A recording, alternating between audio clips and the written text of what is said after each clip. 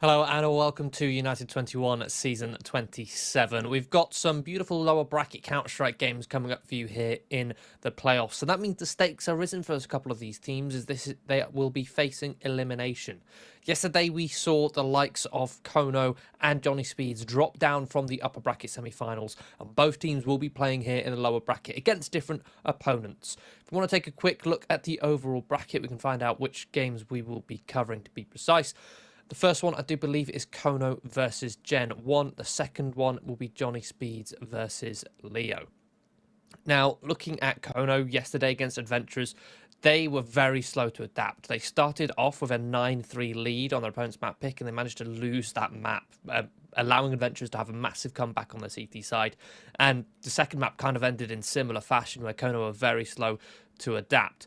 On the other side of things, Gen 1 in this match looking to make a lower bracket run after knocking out Astralis Talent.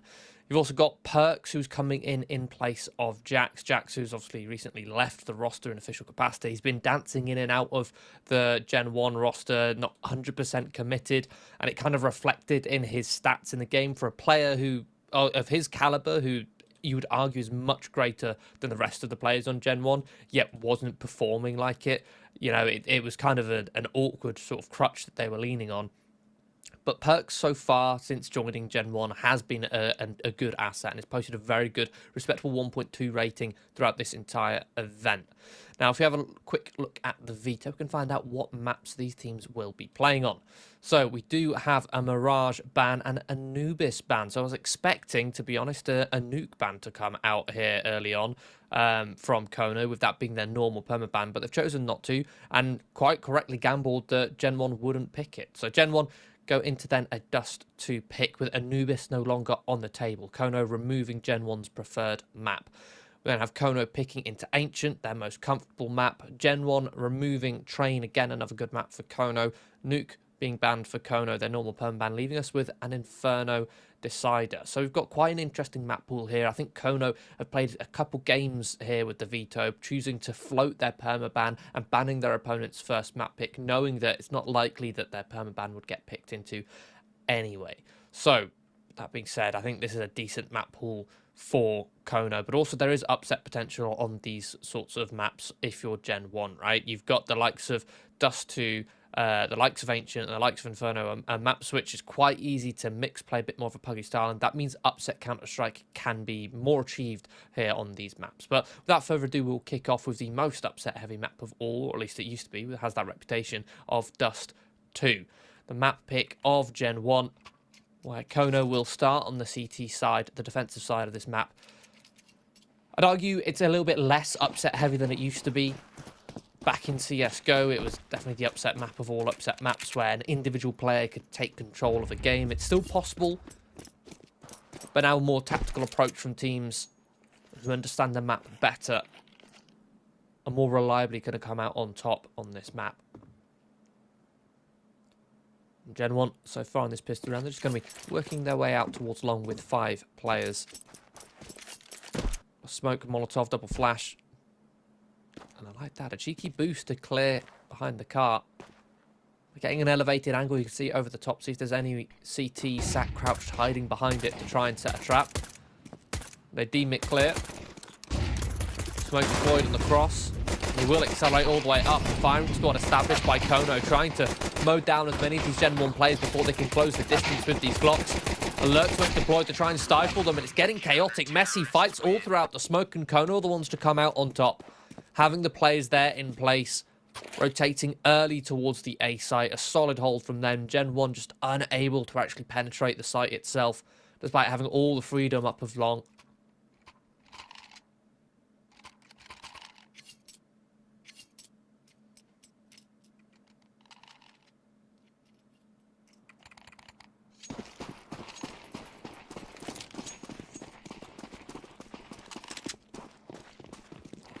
Gen 1 going to be choosing to go for a force buy despite not getting the bomb plant. Normally, you see second round force with the bomb plant, it allows you to go for the Galils, but here it's just going to be Tech 9 and Kevlar, and they're trying to cause a storm in towards the lower tunnels, but the MP9s have a field day. Zogan looking to get involved in the action as well with his UMP. The flash comes in, information passes across, and it's actually Jax with the scout. We'll find the kill. It does pay Jax again. Just as I mentioned in the pregame, I was talking about perks coming into this Gen 1 roster, having a 1.2 rating so far throughout this event, talking about how Jax being a little bit inconsistent in this lineup, considering how in and out of the roster he's been. And you never guess what? Jax is back in the lineup. Jax is playing this game as well.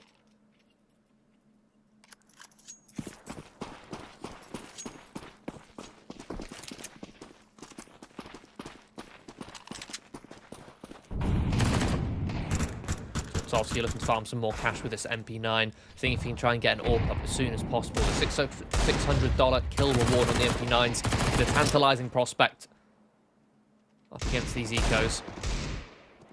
Ooh, but up against these deagles, oh dear. Gen 1, they just establish a passive hold outside, not even outside of long itself, but borderline T-spawn here. And they've punished the push, coming in towards top of mid, coming outside of long. Managed to give themselves a two-man advantage. Ampster and CJ looking to try and recover this one. They do have the benefit of their opponents not having any Kevlar, but single crisp deagle headshot will fail either of these players. I mean, CJ down low, a body shot would be enough on him. Minutes still on the clock. CTs can't cover every possible entrance to these bomb sites with only two players. So they're going to have to get mobile, get searching, but Gen 1 know this. That's exactly why Brooksy just sits in T-spawn and waits for that inevitable push from Ampster. CJ now into the 1 versus 2 as he finds Kersey. Track, having cleared out the B bomb site, will hold down the rotation in towards middle, hoping that CJ hasn't crossed in towards lower. You can see Gen 1 being careful just in case he has. They'll clear out lower, process of elimination. They know that CJ must have rotated back up towards that A site. B site clear, but is there enough time to get this bomb planted? Just about a split second to get that one down, and CJ, oh, this HE. Ooh. Brooksy just about dodges that one behind the cover.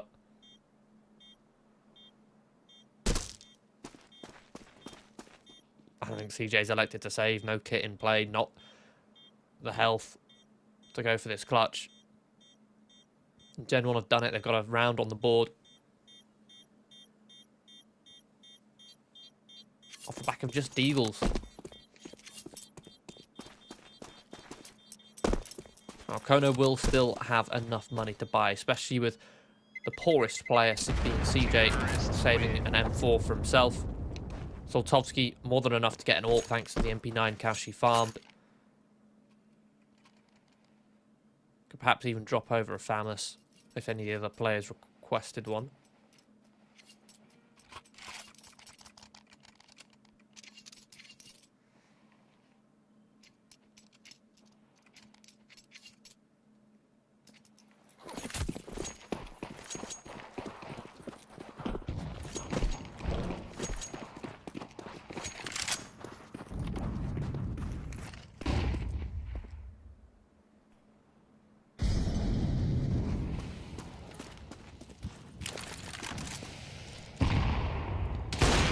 Soltovsky with the sniper rifle looking to find that impact, leave his mark on this round.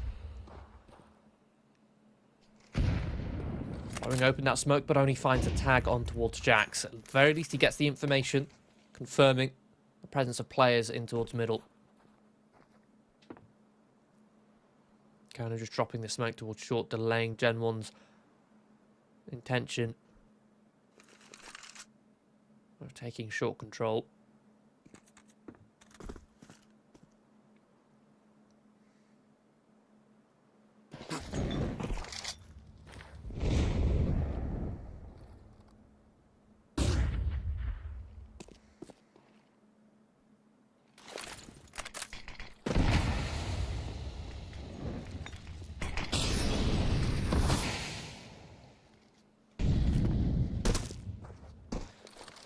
Plenty of util thrown on towards short to try and blind Kono. It will keep their attention over towards this A site, but only for a little bit. That moment has passed as CJ crawled back in towards CT spawn to try and assist in this crossfire, but the push comes in from top mid. Zogan, very well timed, pushing around long to find a double kill. And the Gen 1 default has been picked apart piece by piece, leaving Jax in a 1 versus 5. No time on the board. Just have to sit and save.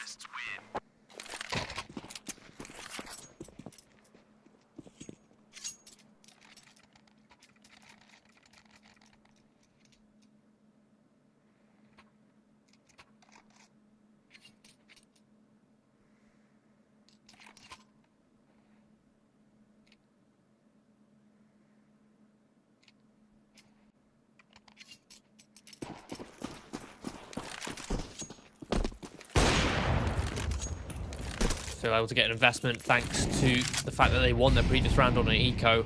Plenty of cash to work with, but Kersey's not going to be there to use any of it. He's immediately picked off by Soltovsky with the AWP. Gen 1 setting themselves up for an opening gambit towards long. They do take control, and they equalise the player count into a 4v4.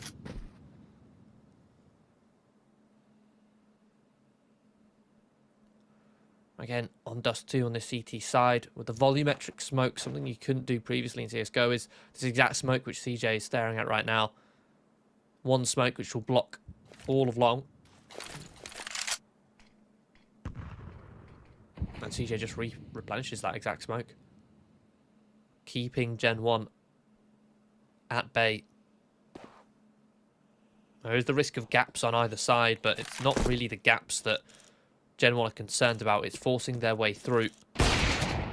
Whilst being held, but Soltovsky, a little bit eager, peeks over the top, punished by Jax with the famous of all weapons.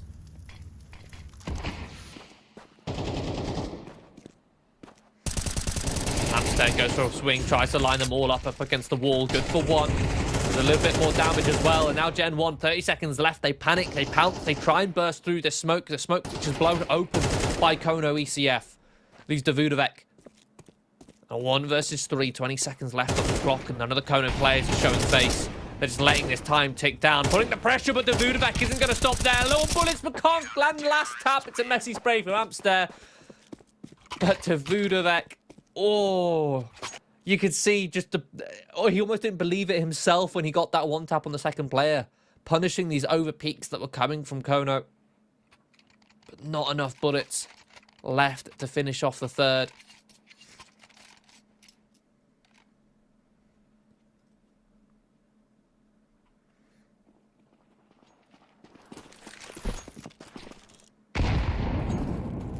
A really weird investment now coming up from Gen 1. Brooksy and Davudovec have force board. The other three have ecoed, or rather half invested.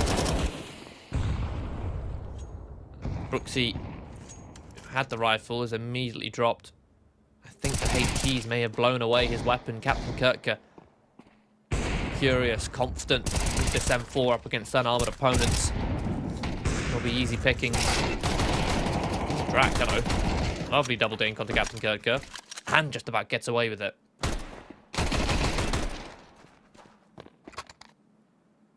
Zogan punished. It's now into a 2 versus 3. Again, this was a 5 versus 2. Org at range softens up CJ. Soltovsky has CJ covered, so Drac can't finish off the job. Kono will stretch their game to a 5th here. This is one of the reasons why I think this veto is so good for Kono.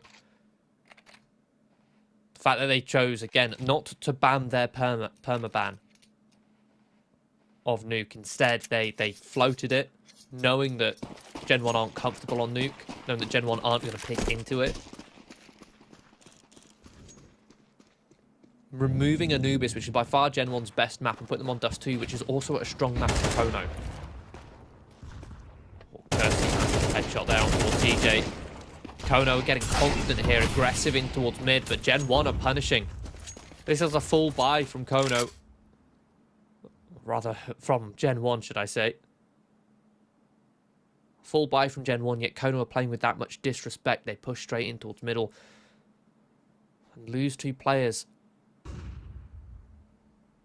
Gen 1 now freeze. They wait for the next move to come from Kono. And heavy disadvantage.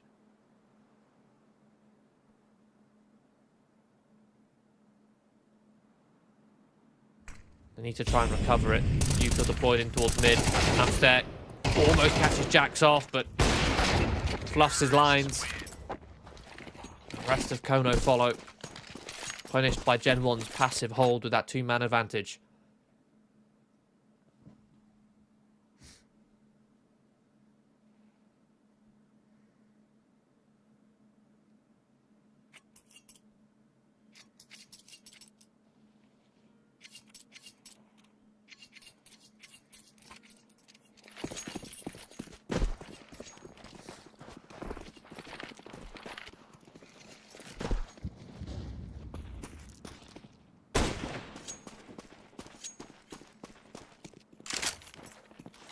Now going to be a half investment for Kono here. We've got a couple scouts. These weapons are still very deadly in their own right, especially in the hands of Soltovsky.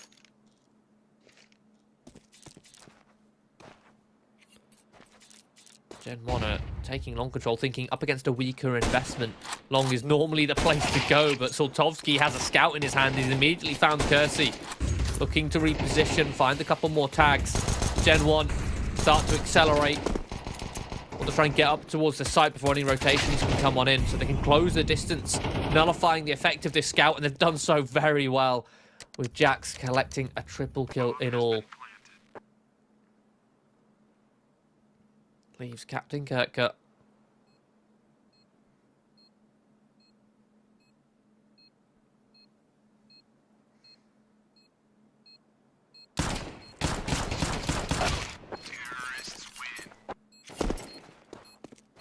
Not much to be found there with the 5-7 and Kevlar, so Gen 1 are able to convert against the half investment. A very quick decision as well. As soon as they lost a player to the scout, they realised that they needed to nullify that scout as quick as possible. They accelerated, closed that distance before Kono could establish some sort of counter setup.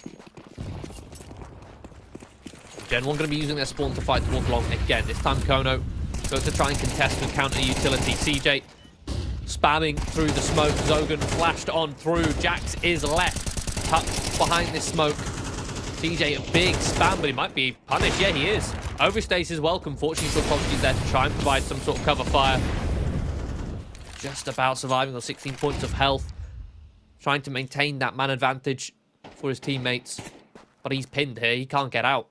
Amster coming into support. Look at this high-risk Dragon's actually trying to work through the smoke.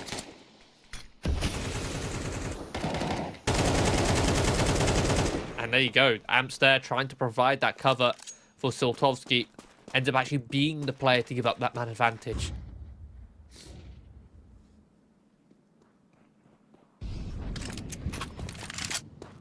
Captain Kirka, though, has a very good flank. And oh, he's actually come to join him here. Oh, pulls the trigger a little bit soon.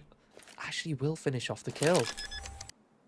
Brooksy choosing to plant incredibly safe, but I was about to say Soltovsky anticipating the safer plant behind the single box, but still lands the flick, the headshot on towards Brooksy, who, I'll be honest, had no reason to actually peek long there. You know Soltovsky's working with an AWP.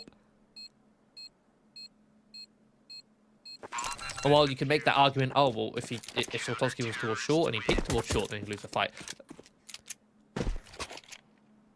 I would wager that the fight on against an AWP on short is easier than a fight against an AWP on long.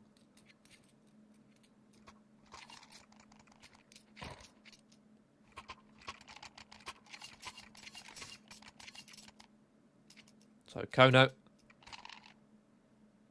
just about stay afloat again off the back of Soltovsky.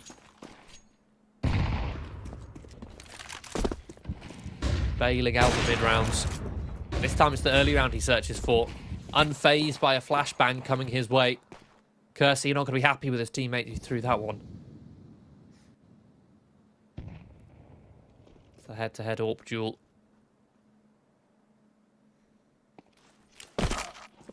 CJ spots multiple players up towards short, drops Incendio to try and slow them down. HE will even soften up Jax. Soltovsky still dancing here, pins them all to the wall, looking for more. Already on the triple kill. HE domes Jax. Eventually he's flushed out.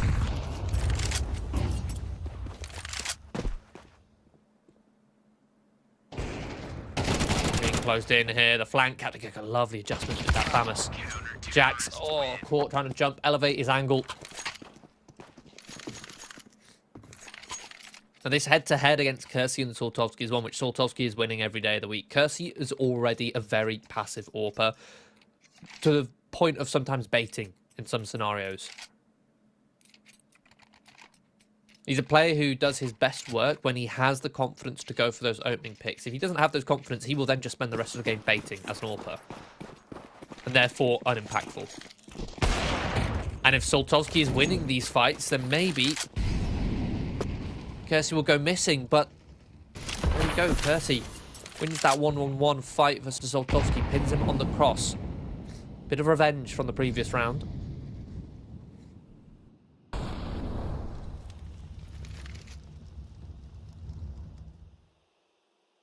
Get this lurk play from Jack, creeping out from the mid-smoke, but not a clean spray from him. He will be punished, and even if he found one there, without a doubt he would have been traded. Gen 1 now try and speed things up towards short. After Jack gets that information of 3 players in towards mid. But in doing so, they just fall one by one.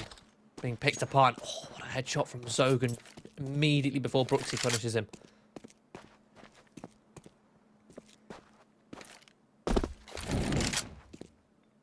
Molly towards short. Brooksy has to recover this bomb.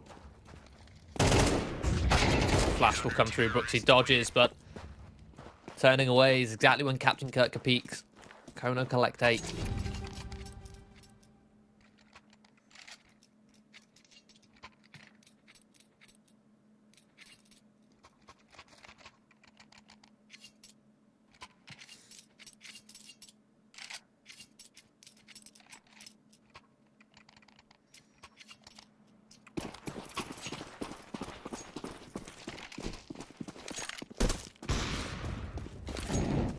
Final round of the half. Gen 1 going to be forcing up here, and it's majority Galils. And one of those rifles already drops to the floor.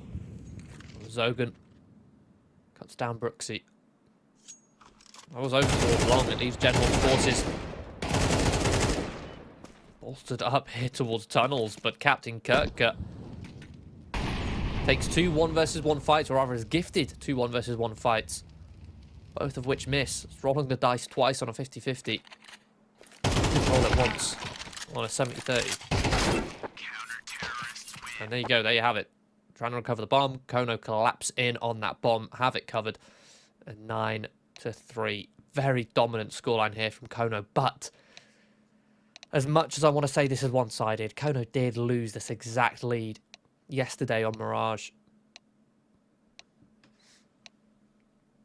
And I expect Gen 1 to put up a bit of a better showing in the second half over on the CT side of Dust 2. It's not going to be easy, especially if Soltovsky's able to get the AWP up early. But it has to start with his pistol.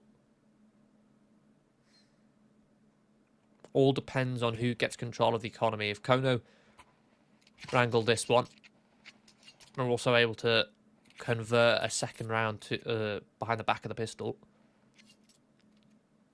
And Kono will storm their way into the lead. Likely close out this map. I know Gen 1 are no strangers to some crispy USP plays. Does appear to be a 2-man bait setup in towards lower. Kersey with the Julies.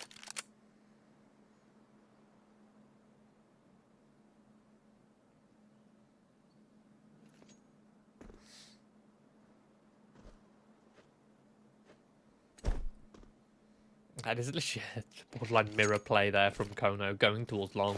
The boost comes out to clear cart.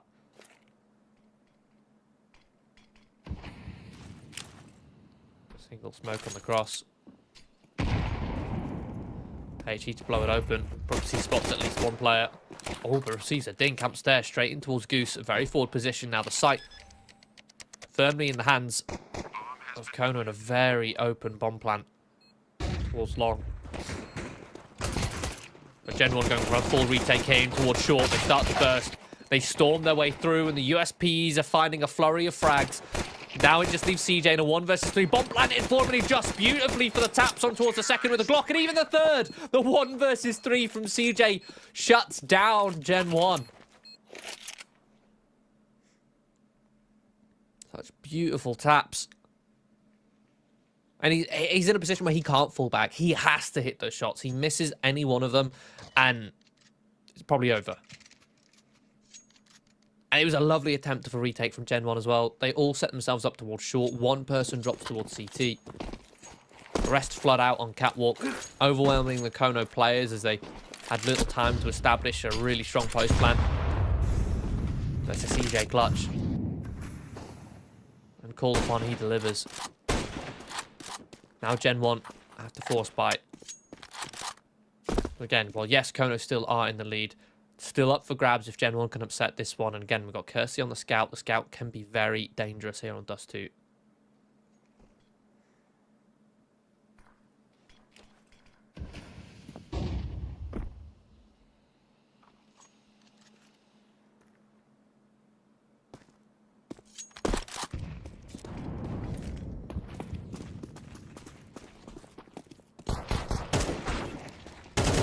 Quick split here coming in from Kono.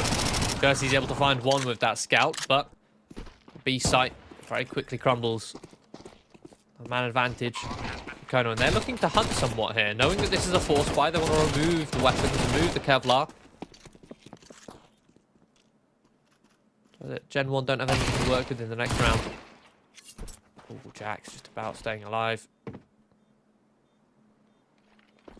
Literally 1 point of health. Captain Kirk bounces just a smoke grenade in the right trajectory and it will kill Jax. Not sure if I like how much Kono are hunting here. They are risking giving up a rifle. Terrorists win. The last thing you want is for on the next round Gen 1 to be working with a rifle instead of, at best, it's MP9.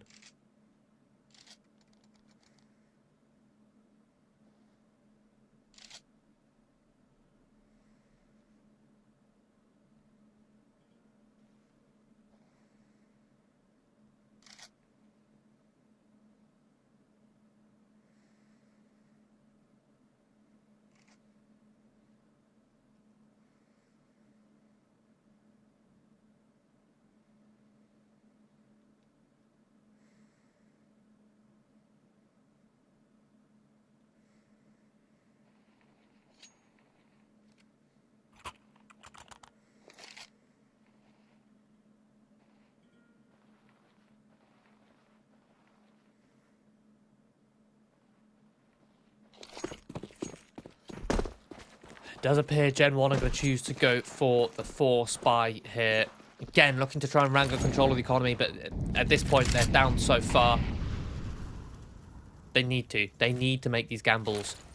The thing is, with a gamble investment, they need to be making gamble plays as well. They can't just be relying on vanilla Counter-Strike. They can't be relying on Kono to make mistakes when Kono are the ones with the better weapons. Okay, this is what I like to see. A gamble stack towards short with 3 players. The Vudavec with a 5-7 finds 2. Kersey gets active. They storm through, they push through on that contact. It leaves Amsterdam on 1 versus 5. Now you have it. Gen 1 get the first CT round on the board. Exactly, again, exactly what I meant with when I meant making gambles with that gamble buy. 2 players just blocking towards B and mid. You then have 3 stacked on short. Ready to pounce as soon as contact is taken. Admittedly, Kono could have used a little bit more utility, been a bit more cautious when working the map control. They did take that dry.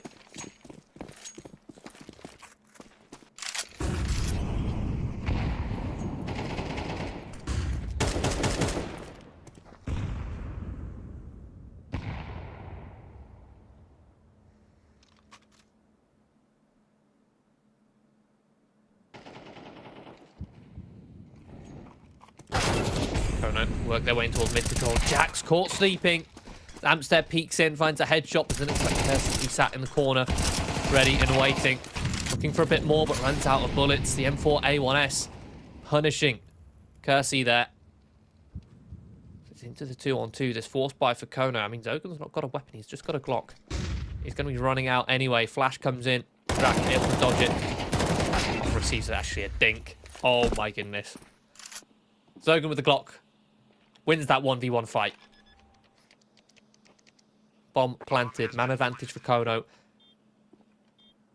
They now look to defend the B-bomb site, which is a very difficult site to retake, even without a man disadvantage. So Gen 1 might look to save here already. As I mentioned, their funds are in a dire state. They wanted to try and wrangle control of the economy, but this force buy from Kono, it's just as simple as trading out in towards middle, going 2 for 2, and exploiting a weaker bomb site because of it.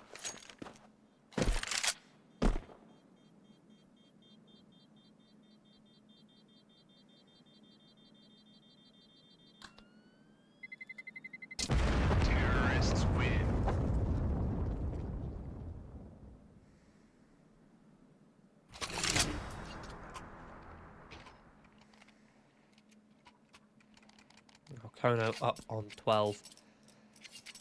One round away from making this map look like an absolute stomp.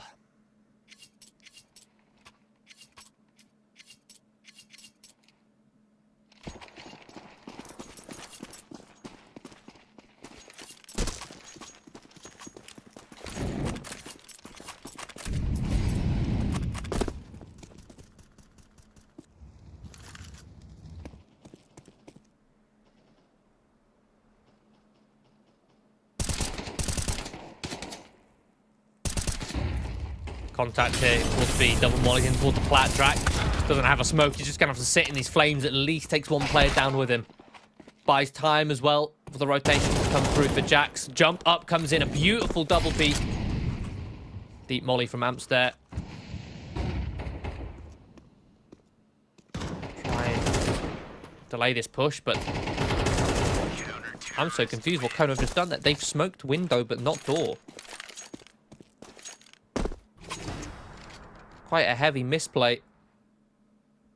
Smoke on door there would have meant they could have crossed safely. Instead, they open exposed to those fights.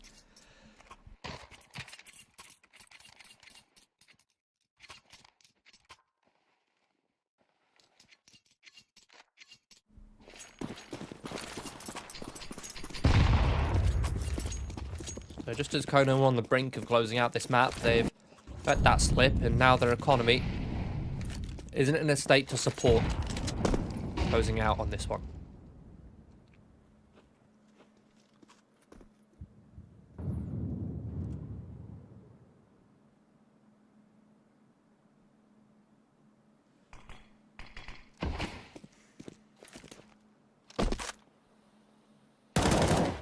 Next, no presence made at all over towards A. So Gen 1 just going to deploy util to block towards B. There's a decent setup as well. Jax can jump spot mid. Drac plays anti-flash on top of the double boxes.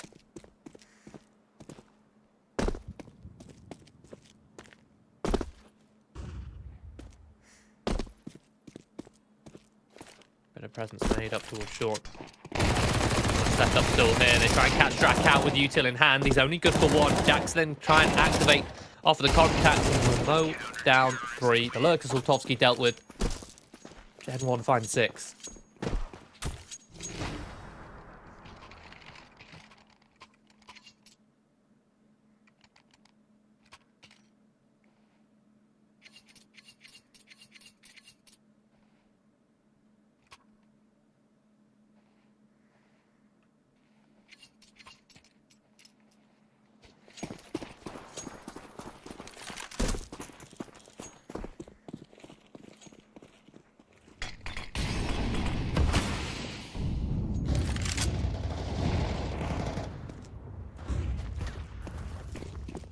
Kono accelerating now in towards long control. Captain Kirker catches the Vudavek off guard. Gen 1, they were going for a bit of a 1-3-1, setting themselves up for the mid aggression, but whilst they were setting up, they lose a player on long.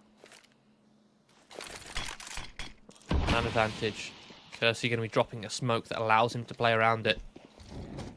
Gives him extra cover on this catwalk.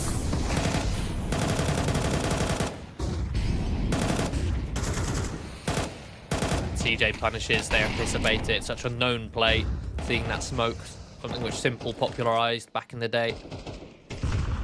Now 2 men disadvantage, the Gen will need to try and recover here. It's not going to be easy. Sotolski caught sleeping. Now the location known of these last 2 CT players. Brought it down to a 2 versus 2. This time still ticking. You have hits, but... Oh dear, Amster takes fight, catches Drac, I believe, with Util in his hand, and even Jax.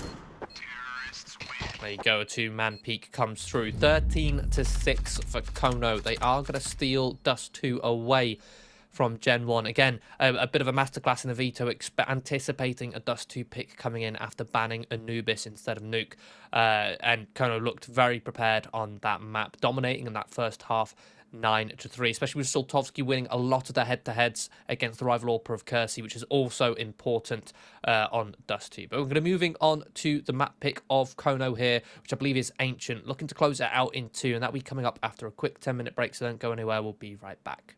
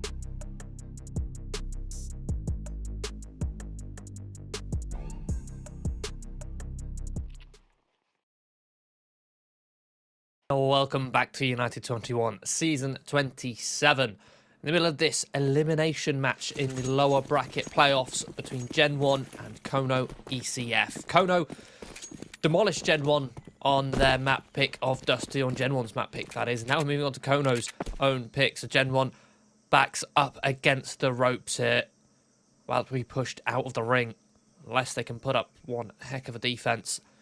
Got to start with Kersey's Julies. The first point of contact here on this A site is the execution comes through. Shadow spotted. Mo's down one, but immediately domed. The Glocks from Kono ECF are looking fierce and feisty today. Into the 3-on-3, the bomb plant rushed down. Gen 1 looking to establish themselves with a stronger retake. Kono need to establish themselves a post plant to begin with. Hunkering down in toward Temple with two players. The issue is that walking outside of Temple is a hard angle to fight from. Captain Kirka pre-fired. Brooksine Davudovic coming in with a second pair of Julies. And yeah, they'll just decimate Kono ECF. Defuse will come through. Gen 1 into the lead.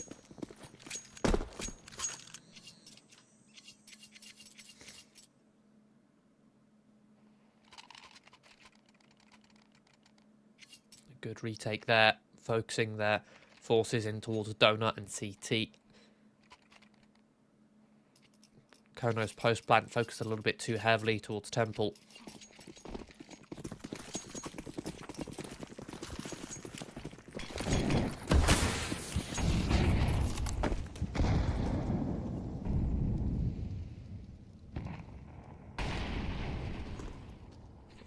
Bomb plant Kono are going to choose to go for a full investment here. Normally you'd see the odd Galil, but instead it's wealth of utility backing up Tech 9s.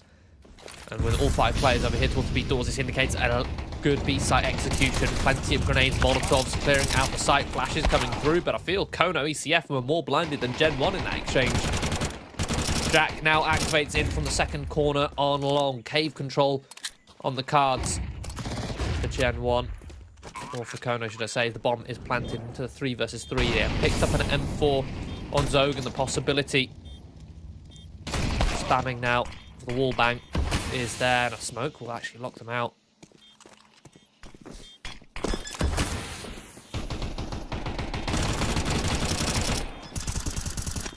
Bomb to be tapped. CJ needs to attempt to spam. Over to the left. Jax is sticking. It's a full 10-second defuse.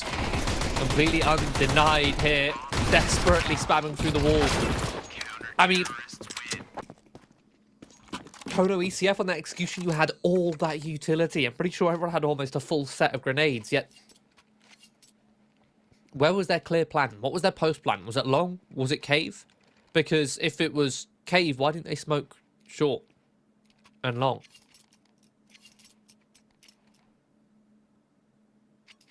And even then, with the amount of flashes they had, it felt like they were all thrown immediately. They weren't clinical with their flashes. They didn't save any for post-plant scenarios or taking extremities, for taking long, for taking cave.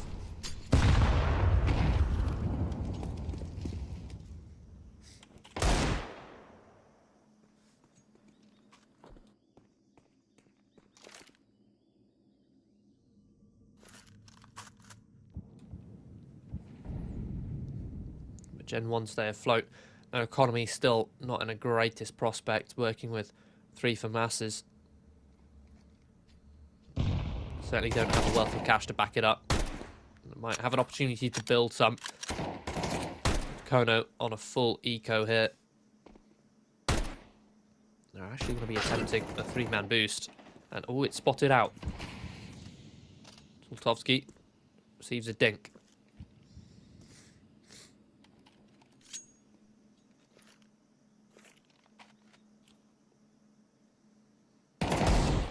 Mid-round aggression on the cards. Gen 1 try and push down the top of the slope, but it might be their undoing. Davudovic's able to find 2, recovers the trades. A beautiful counter flash coming in from Jax over towards CT. Perfectly timed, sets up Brooksy to pivot around the pillar. Zoltovsky's left in a 1 versus 2. Just 4 points of health. Spotted out now. Jax will prevent him from escaping. That does get very sketchy there for Gen 1. A mid-round push on towards lane. They lose 2 opening picks. The Vudavec, fully blinded, finds 2, and it's the Flash coming in to save Brooksy, to set him up with 2 of his own. But again, it's costly. Gen 1 don't have the opportunity to build up bank. I mean, look at their cash. The most wealthy player after investing here is Brooksy with 1.25k.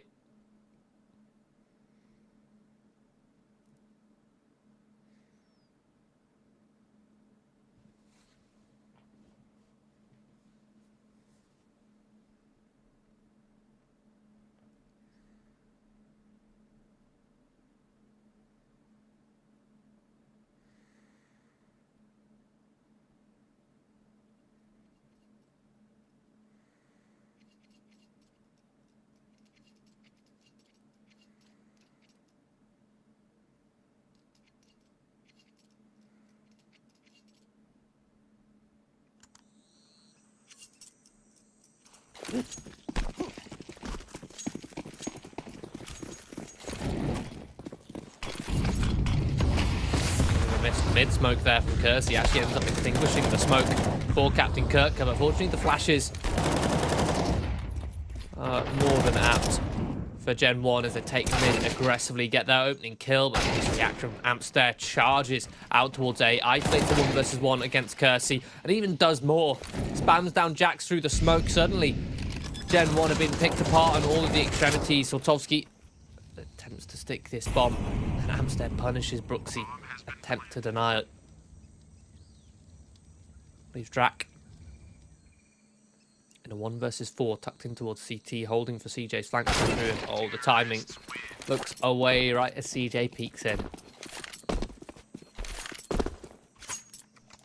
Amster, a massive triple kill there to just completely crack open that defense. Again, it looked kind of very chaotic from Kono. It was much more of a mid-round call, taking the initiative of Amster there, seeing the heavy mid defense that Captain Kirker spots. And again, just like that, with 1 round, Gen 1, their economy is broken. They're going to have to force buy here.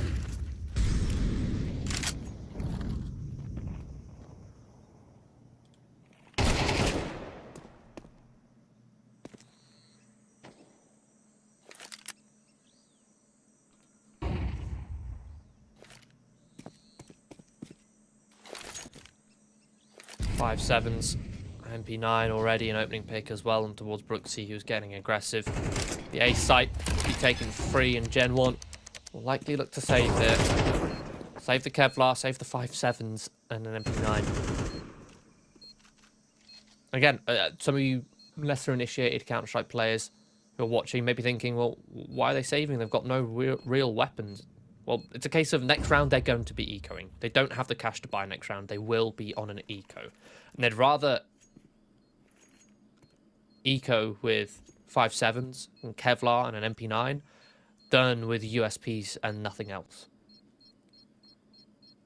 Because their chances next round in a 5 versus 5 with these weapons will be greater than this 4 versus 5 retake on the A side.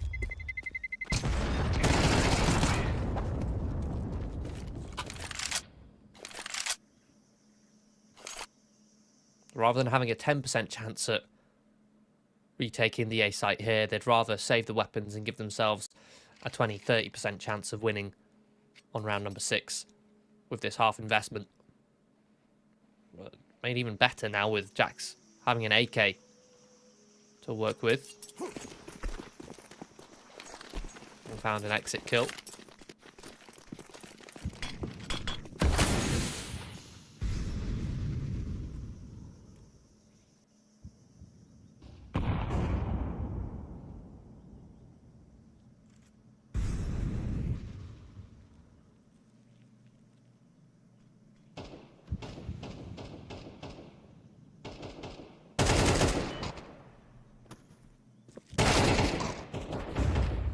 Jax is putting that AK to good work. I mean, 2 very quick kills there and towards A main. Stifling this Kono default. On the back of it, a mid-round push here with the weaker weapons coming into the lane to see if they can catch CJ off guard, and it's another 1-for-1. So a 2-man advantage maintained, but the Kono defense whittled away. But ooh, this push from Captain Kirk might throw a spanner in the works. The two of them are able to equalize it out. Captain Kirk clearing out the A site. Jack's dealt with the health low on these couple Gen 1 players. Finished off with relative ease. That leaves Drac in a 1 versus 2.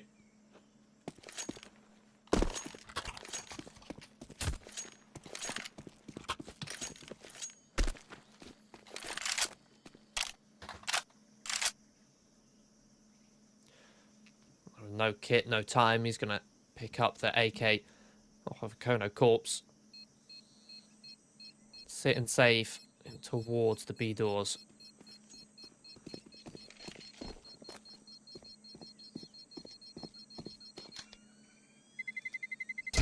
Terrorists win.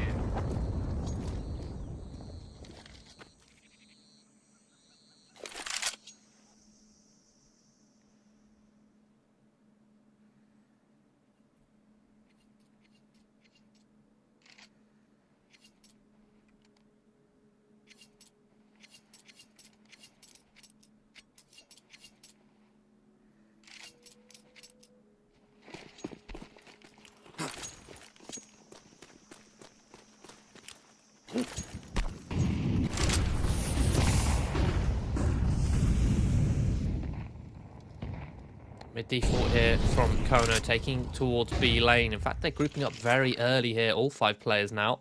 They managed to push back Gen 1 off of middle, leaving Zogan here towards the Xbox.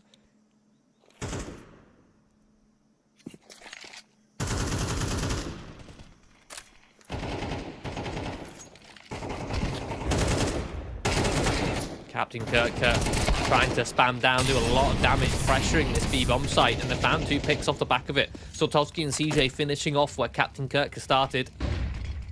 They find 2 picks. Kersey forced back on 4 HP to play retake. He's going to completely disengage and look to regress in towards middle with the rest of his teammates. A heavy gamble, but it might just pay off.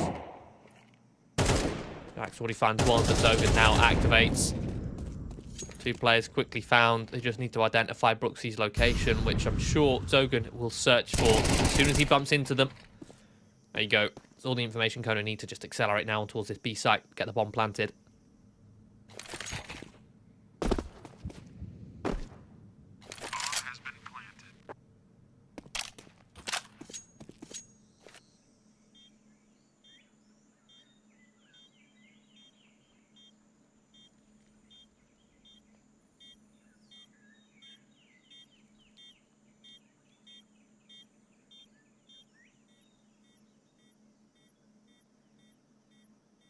So Brooksy will look to save again. So far removed from this bomb site, already half HP and no kit.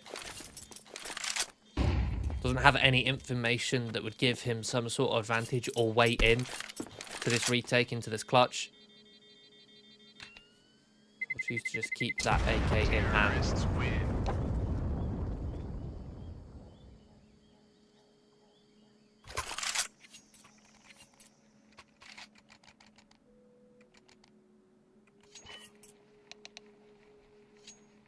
Gen 1 taking a tactical pause, much needed. Perhaps to discuss how they want to invest in this one. Brooksy with the saved AK. Kersey can still buy. Drac. Well, Brooksy can drop one over, so they could go for a 3 rifle investment. They want to just half invest here. Again, they have the cash to do that. Go MP9s, Kevlar, 1 single AK. That could be enough to shut down Kono, but right now Kono are sowing seeds of chaos across the map, and it's looking not necessarily really well coordinated, but it looks like they're quite calm and collected in the chaos that they are creating. I mean, just that last round, right? It's Captain Kirk applying pressure, and he's not necessarily applying pressure with just utility. He's actually getting involved in the action, doing damage, getting information, getting eyes on to the CT players over there towards B. With teammates ready to collapse off of the information he finds or react off it, get some picks off the back of the information he gets to give them those man advantages. And it's how the first round that Kona won came, right? It was Captain Kirk accelerating in towards middle, spotting 3 players in towards mid. Amster ready to react off of that info, to go for a pick, to go for a 1 versus 1 fight on his terms. But again, Brooksy aggressive in towards A main. This is not the first time we've seen Gen 1 have players in towards A main. Jax almost won a round off the back of it, but at the same time, it also gives Kono early picks, an early duel, which is untradeable. They've thrown this fake. They've got the pick, they've got the 1v1. It's a 4 versus 4. It's also the rifle removed from Gen 1. It's the AK that they had saved. And there's plenty of time on the clock. 1 minute 30, I believe it was. 1 minute 20 when that kill came through. So that's all the time in the world for Kono to reset and wait for Gen 1 to make a reaction. To force Gen 1 to make an error. Or see and wait if Gen 1 make an unforced error. Now kind of take their time identifying the weaker utility. If they realise there isn't counter utility or anti-rush utility coming in towards mid, likely the CTs aren't playing it, so they're going to take that for free. This is exactly when Gen 1 go for a proactive play in towards the cave, and Kersey with the MP9 is actually able to find 2. Doesn't expect the 3rd though. Ooh, Drac catches CJ lacking, not clearing his corners. Soltovsky now in towards the clutch. He's got an AWP.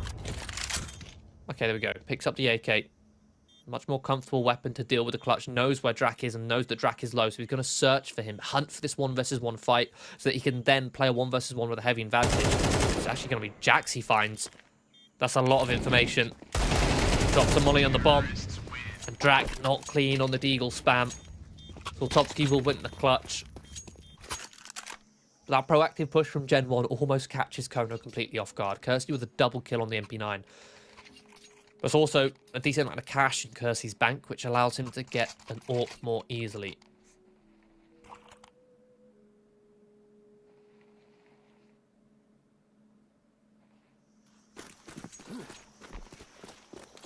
A sniper rifle in his hands, which, again, so far, I mean, those are Kersey's first 2 kills of the map. Put this into context.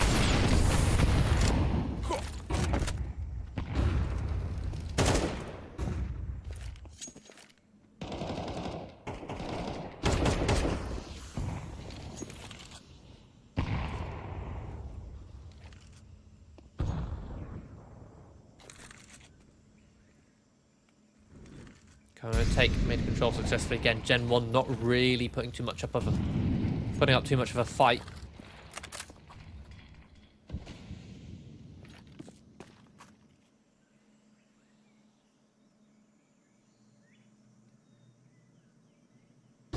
Mid-round reaction here from Gen 1. They're going to gamble and leave the B site open and look to go for a mid retake. The timing of the peak. CJ catches Drac. Oh, Jax, sorry. Drac comes in for a trade. So 1 for 1. But Gen 1 identified that Kono are sat waiting for this exact push. So they choose not to fully commit all the way through.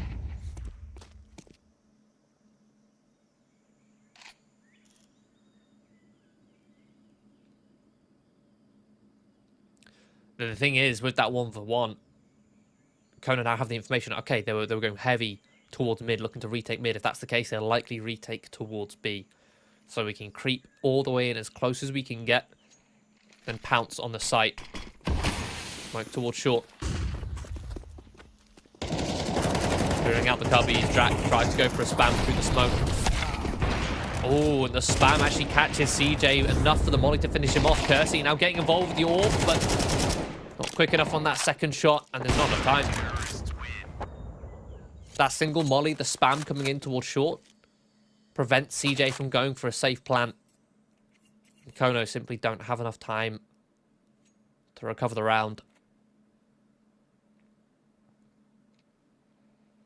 I was about to mention as well, Gen 1's really weak utility that they had to try and go for the retake or stop a bomb plant, but the one piece of utility they had was enough to make all the difference.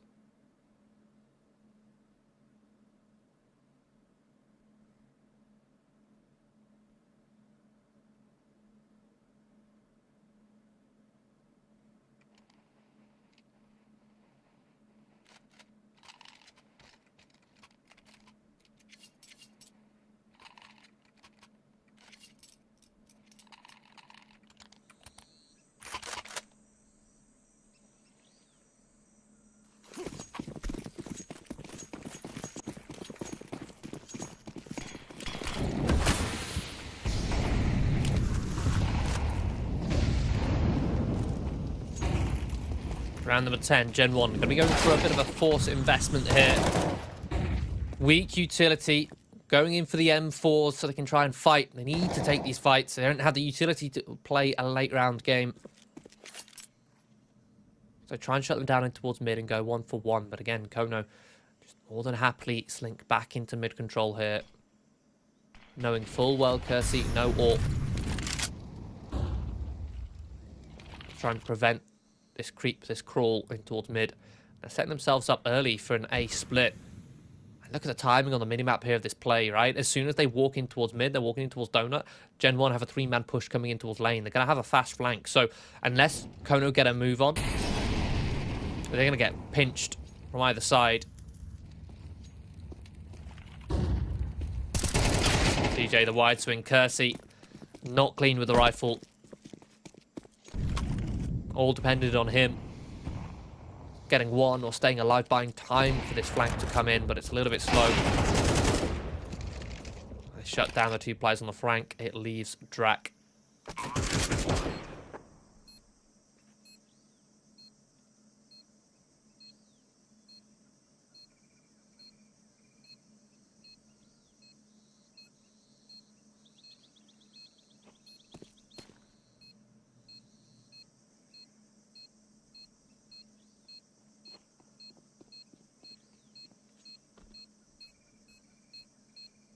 So Drac will choose to try and save here.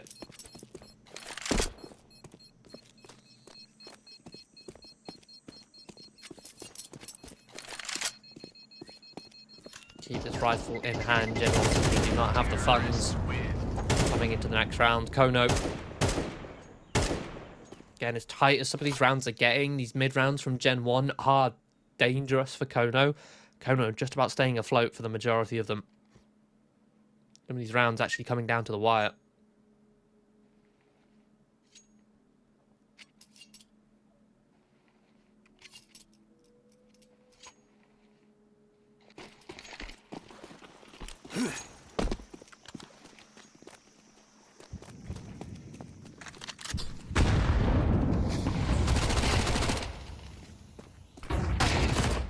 An aggressive play in towards mid. Captain Kirker using that Mac 10 scout to get information to see if he can catch some unarmored opponents off guard. Bit of, again, a hobble together buy from Gen 1. We see this quite a bit where 2 of them almost fully invest with the rest eco. Kono easily split this A site. The HE to finish off Drac. It's just Kersey's picked up this Mac 10. See if he can somehow find a way into this clutch. Nice wide swing onto the first, but he's a lot of damage in the process. Location now known. It's a very good setup here. Logan can swing on CJ's contact, but it's not even needed. He'll just finish Kersey off as Kono collects 7.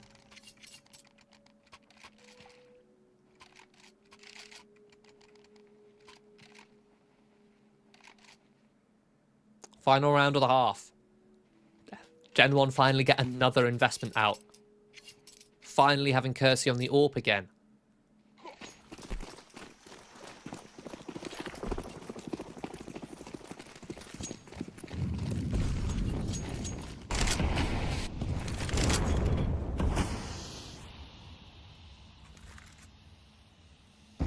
Much slower round here for Kono, anticipating a change of pace on the final round.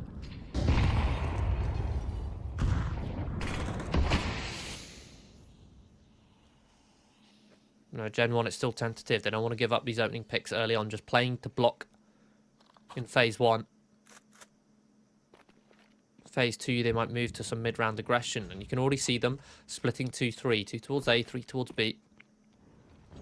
Which could set themselves up for a bit of a B push, but the utility is coming in here. Kersey misses the first shot. Punish can't get back in towards cover, but Drac's there to try and recover. Lines up 2. The Vudavec holds in towards cave. An advantage for Gen 1. Vudavec looking to finish off the rest. Soltovsky now towards the clutch. We've seen him here before, but this time don't really have the health to work with. He's going to be running in towards T-spawn through the tunnels. Question is, do Gen 1 hear his steps? Looking at the minimap, I don't think they do. They're just sitting there in towards heaven, and it's a decent spot, right? They can try and cut off the rotation, but he has a free pathway towards this A site. Getting closer to the bomb site so they can hear where it's planted. Jack can confirm, yep, it's A. He'll sit, wait for his teammate, make sure that donut control is in their hands. As one less extremity for them to have to clear. Start to make noise, that will alert Soltovsky as to their location. Toes making sure. Oh no, the jump over the top. Whips out the top. Soltovsky whips out the Tech 9. Too quick. Taps and he finishes them both off. An instant flick on towards the diffuser in the smoke. Oh my goodness. I thought the fact that the first player, I think it was Brooks, he jumped over the crosshair would have been his undoing, but no. Another clutch. Look at this. He jumps over the crosshair. Shot goes between the wickets and Soltovsky just whips out the Tech 9 and finishes it off in style. An unbelievable clutch there from Soltovsky, who's in certainly good form to date. Kono, a very strong lead here. Just need 5 more rounds and they'll close out this entire series. And they'll knock Gen 1 out. Again, this is elimination on the line in this lower bracket match.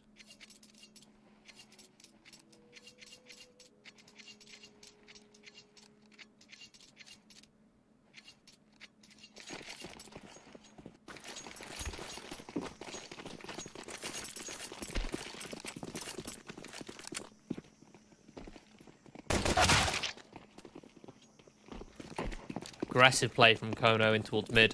A 4-man push. They'll take down Drak, give themselves a man advantage. They can stay grouped here. Little firing squad establishing towards Donut. And Gen 1, they were searching to go for a bit of a post plant in towards Donut. But instead, they set up their own firing squad and they mowed down multiple Kono ECF players. It's just Zogan left alive. What a brilliant mid-round call there from Gen 1, right? Their initial plan was to split A. You'd have that lurking towards mid. The lurk gets destroyed. They react on towards an empty A bomb site. But rather than rushing in towards Donut, rather than thinking, oh, they're going to be in Donut, let's take Temple, they just sit in a firing squad and punish any of the Donut players who overpeak. It's a difficult position if you're Kono ECF to try and peak at the same time, go for double swings, because you're on 2 very narrow angles, and all Gen 1 needed to do was just, they could sit anywhere, just sit in a hole those narrow angles. Barely have to move their crosshair. So that puts Gen 1 in a comfortable spot. The economy and Kersey's looking to farm some cash. A quad kill with the AK. He's been very quiet all series long, and that quad kill suddenly put him into positive KD. And you can see the 400 damage in that round, but 68 ADR.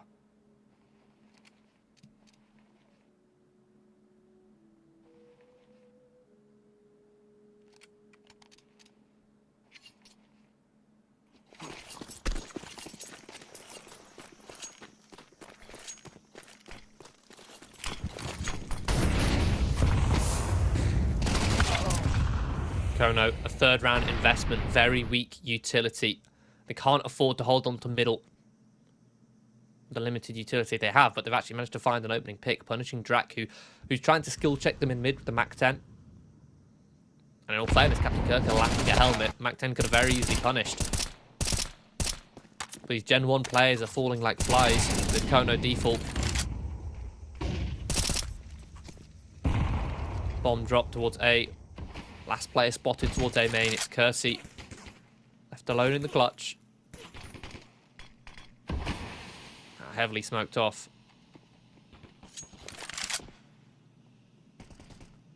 Captain Kirk attempting to gain sight over the top of the smoke, and he will successfully spot Kersey.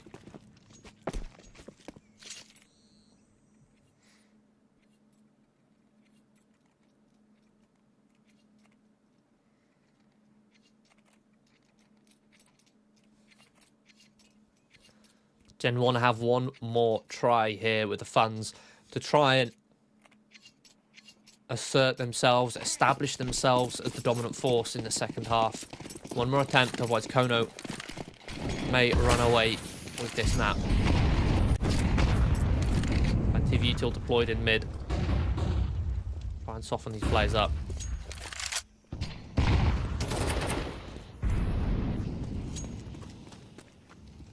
Kona are able to take heaven. Seeing nothing, they're going to bolster this B bomb site, which is certainly the play that Vudavek is going to be contacting up, but doesn't clear the first cubby. Back exposed, and upstairs going to line up too. Gen 1 failed to trade, and there's no players nearby to make up for the initial lack of trade. An attempted spam from Drak is met with heavy resistance. And again, Gen 1 being picked off one by one.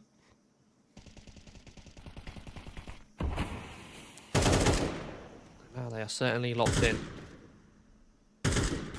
Rather locked out of these bomb sites, should I say.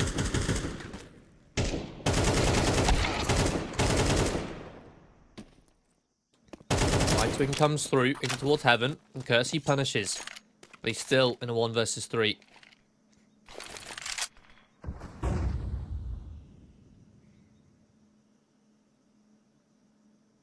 There's a bit of util in towards heaven to try and block, try and deny, but the thing is, Kono have no reason to shuffle their defense.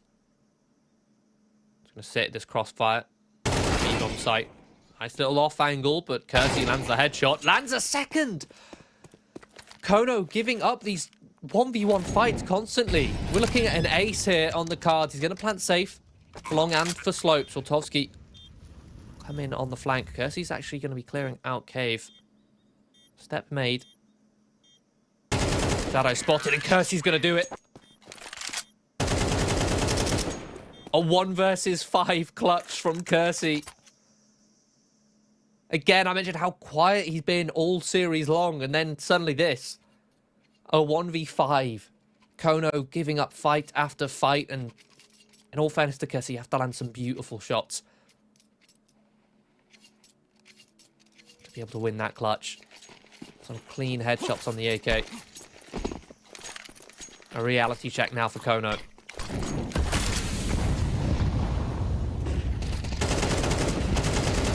Now spurred on by the clutch, the aggression comes through. Gen 1 inspired in middle. Gotta find 2, even 3 openings in mid.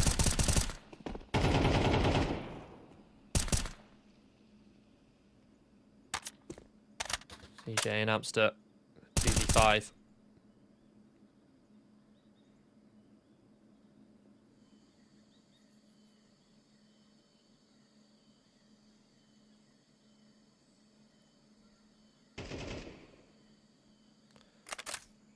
Eventually, Amster makes a move and Drak punishes.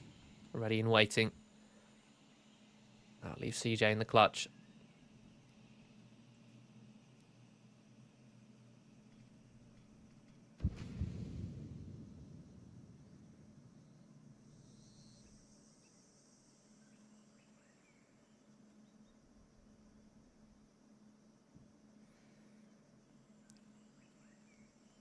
Gen 1 just going to be contacting up on towards the B-bomb site here.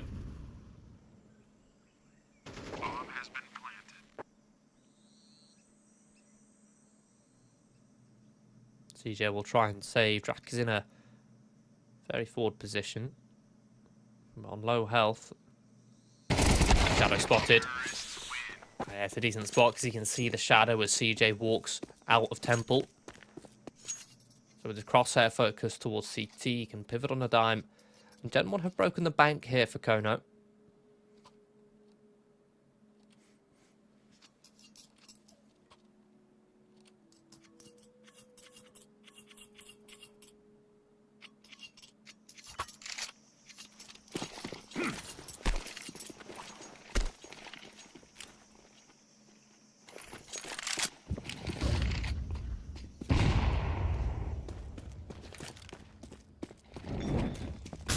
Up against the eco by Gen 1.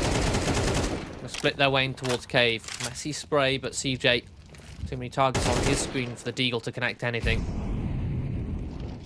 Drak's hungry for some openings here. Soltovsky punishes. Beautiful second shot on towards Brooksy. Even tags down to Vudavek. Drak and the Vudavek on such lower HP. This is a possibility now. On 5-7. Oh, but it's the high HP player of Kersey coming in Bomb has been planted. to keep Gen 1 afloat.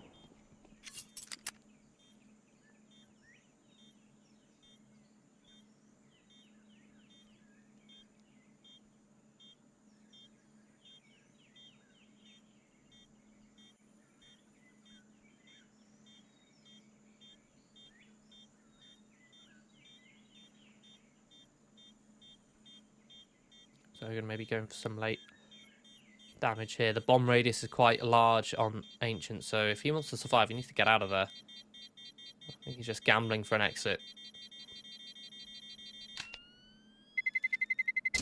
Terrorists win.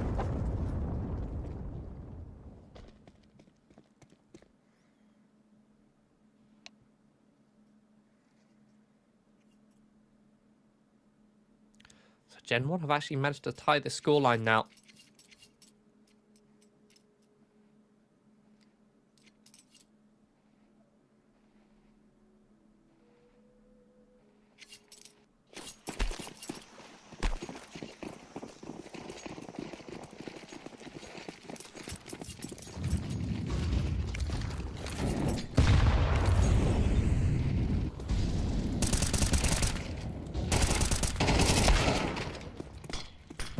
Aggressive play from CJ nets him 2 kills down the ramp. Jax accelerates off the space created. On a man advantage for Kono, they'll happily forfeit this bottom site.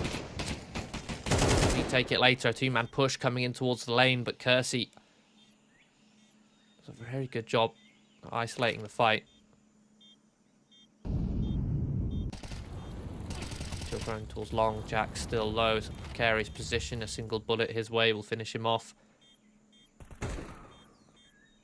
So finds Kersey. Jax eventually activates. Time ticking. Bomb not planted for him. There is a kit in play, and there you have it. Zogan will catch the peak. Kono will be the first to double digits. Terrorists win.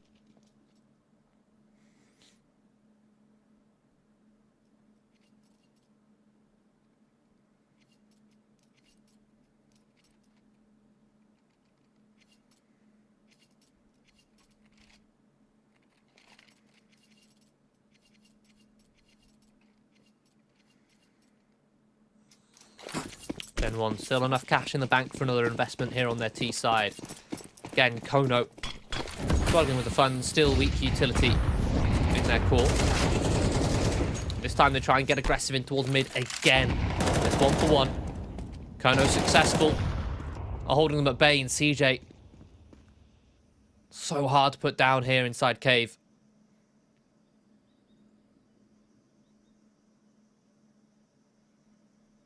Happy with the man advantage, is going to slink all the way back and play retake B. Buys time and space for these Kono players towards A to get proactive, to go on a flank. The last thing you want is for these players coming on the flank come to a bomb site where all their teammates have fallen. Kersey. Smoke gives away his location. Side held regardless. Strack. Double swing. I mean, the flank doesn't even need to come in. It's the solid 2-man retake hold. Gen 1 very separated, very segregated on that approach. 1 by 1. Working their way towards the back lines. Now cracks start to show in the economy for Gen 1.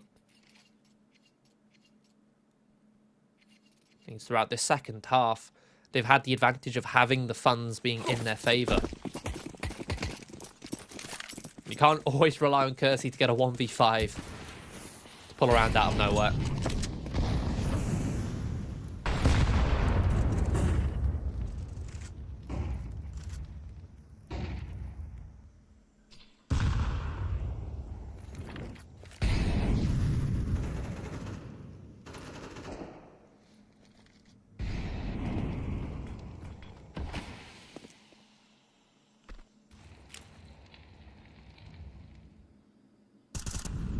CJ just playing a little bit more passively in cave here.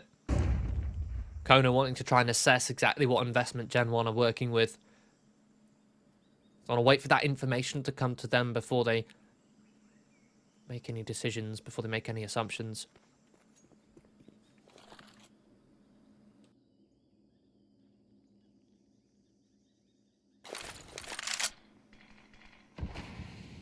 Under a minute on the clock, CJ deploys the smoke. Chooses to play for time to block.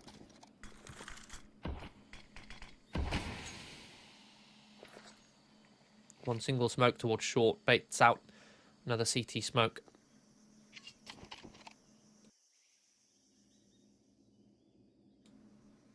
I think there's still a molly in play on this B bomb site, and it's a T molly as well in the hands of Soltovsky. Another smoke in towards short. Molly to try and flush CJ out. He chooses not to fight in towards K, play with his teammates towards the site. Bit of a spam makes Soltovsky uncomfortable. 1-for-1 trade. Soltovsky still hiding on the site, but hard cleared by Jax. Flank comes in from Captain Kirk with this MP9, but the Tech 9 of Brooksy shuts him down quickly. And it's a very solid execution from Gen 1. They played passively. They then identified Kono were playing passively. Took so long that Kono didn't want to make a proactive play to search for information, and it meant that Kono had all the room, or Gen 1 had all the room in the world to slowly and methodically split that site, get the information. It's not like they hard rushed it. They baited out a smoke by throwing their own smoke towards short. They then got information as to, or at least a piece of information as to where some of the Kono players were playing. Replenished that smoke, dropped the molly, allowed the players to work in towards cave, and then off the back of that, they accelerated in.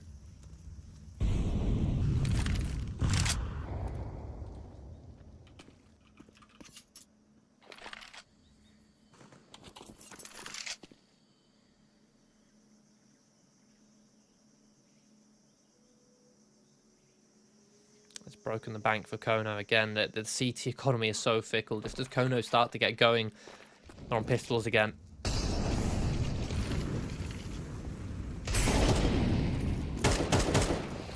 they continue to barrage this B bomb site with utility.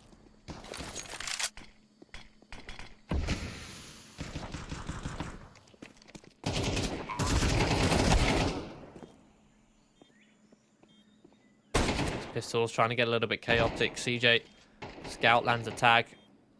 Health dangerously low on some of these players, but a 2-man advantage.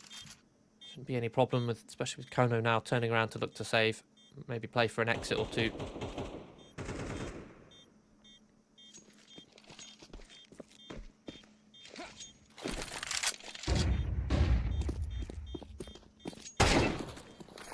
Oh. CJ Captain Kirk now walks out towards the tunnel. There you go. 2 kills. Kirsty very low. Ooh. A single bullet would have finished him off. Regardless, we've tied the scoreline. A decent damage for Kono, but it's not really going to pay any dividends unless they win this round. If they win this round, then they'll have pretty much broken the bank for Gen 1.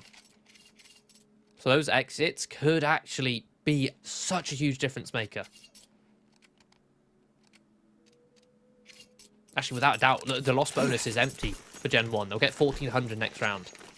So unless they save any weapons, it will pretty much only be Kersey with enough to buy. It all comes down to this for Kono. This is a heavy swing round from either side. They themselves don't have any cash, and Drac is going to find the first opening. A 1-for-1 trade. Davudovec fills in that space behind and gets that information from the player falling back, and Jack's a beautiful pre-aim on towards CJ. Kono now on the back foot.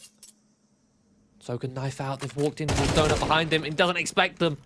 Beautifully called from Davudovec. Soltovsky will at least find one in rotation, anticipating a second. Kersey not rotating just yet. He's still sat outside the B doors. They're going to look to split middle, actually, through towards donut. I don't hate this. They can clear that out. Amster searching towards A main. Time ticking. They might choose to go for a save if they don't find anything. Yeah, there's no kit.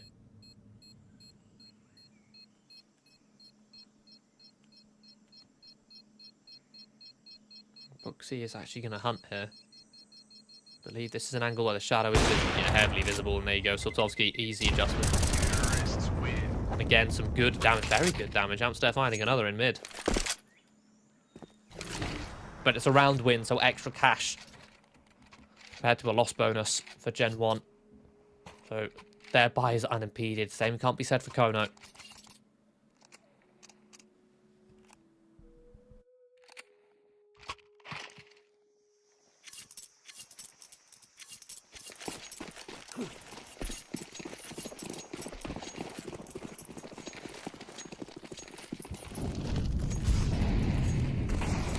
And again, so far, Gen 1, they've been managing to successfully execute on towards this B bomb site time and time again. They smoke cave, deploy a heaven molly to try and keep Kono at bay. And this time, they're going to run out with the utility. Vudavek fully blinded, though. But Jax is there to come in with the trade. Vudavek making enough space for him. So it stays, overplays his hand, and Captain Kirk is going to find a double kill. Into the 2 versus 3. They punish the overextension. Soltovsky finds Kersey. It's Kersey up in the clutch again. Going to hear the steps of the player rotating in towards CT. Knows he's got a 1v1 to be isolated on this site. Oh, it's brilliant from Kersey. The time ticking on this bomb. Circling around the smoke. Calls Soltovsky's bluff. Kersey's done it again. Another clutch. Man, Kersey absolutely dragging Gen 1 over the line in that second half. Again, in the first half, I'm pretty sure he only had a couple kills, right? He was not doing good in that first half. That second half, it was all because of Kersey's clutches in those impact. Without that 1 versus 5, without that 1 versus 2 at the end, then Gen 1 are out of it. They're eliminated. But instead, we're going to be going to that final decider map of Inferno. Coming up after this quick 10-minute break, so don't go anywhere. Stick around for that action. We'll be right back.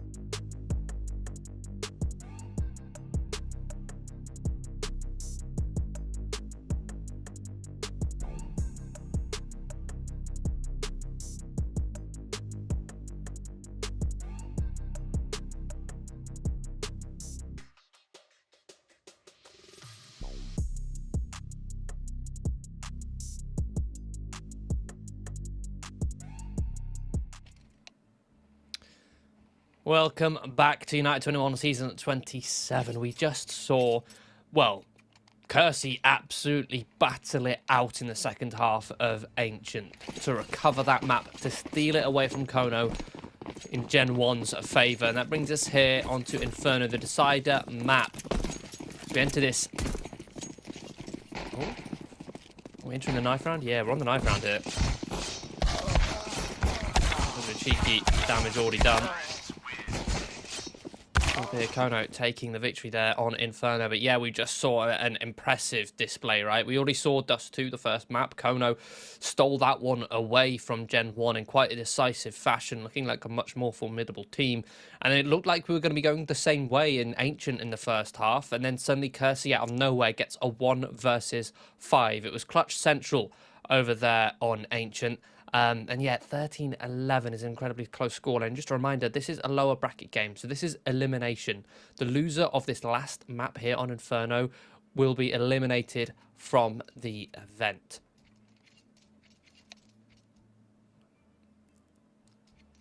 Now, Kono choosing to start on the CT side here. Kicking off this pistol. Got Captain Kirk cut with a set of Julies and a smoke, a flash on CJ. Gen 1, we're playing a little bit of a default here, creeping up towards short, one towards Mexi, one towards the bottom of the ramp, just holding for any aggression as they creep in towards Apps here.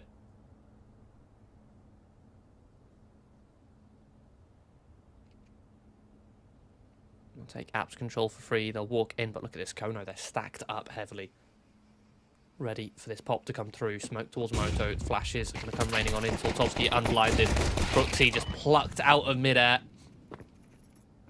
And Kersey just doesn't even commit. Doesn't even commit for the trade. Chooses to prioritise his life. Would rather have the 3-on-5 rather than risking it all to try and attempt a trade kill. Soltovsky posts up in the next forward angle. Jax is now here with the P250. Ready to search. And Soltovsky, a quick adjustment.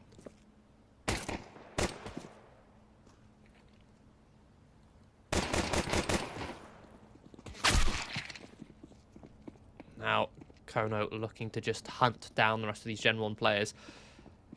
Kersey may have to pull off another 1 versus 5, but this time has much less time on the board to do it.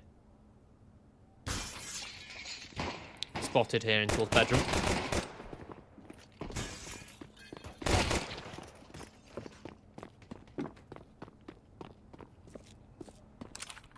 At least isolates one fight.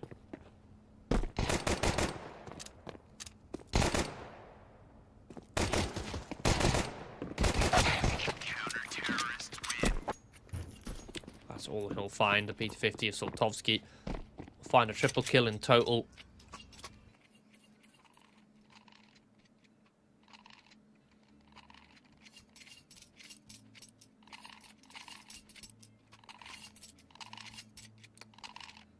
Second round, Kono choosing to go heavy on the MP9 basis, making sure that they can afford as much utility as possible. Again, Inferno, a very utility-dependent map, but also a map where there's plenty of close-range opportunities for SMGs to excel.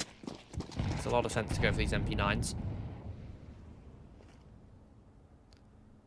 Gen 1 going for a full 5-man play up in towards mid here. Well-timed smoke to try and blind them. The Vuvek immediately dinks down upstairs. Soltovsky tries to activate in from the boiler. I'll just have a field day and mow down all 5 players. Just a 2-man hold. They're on short.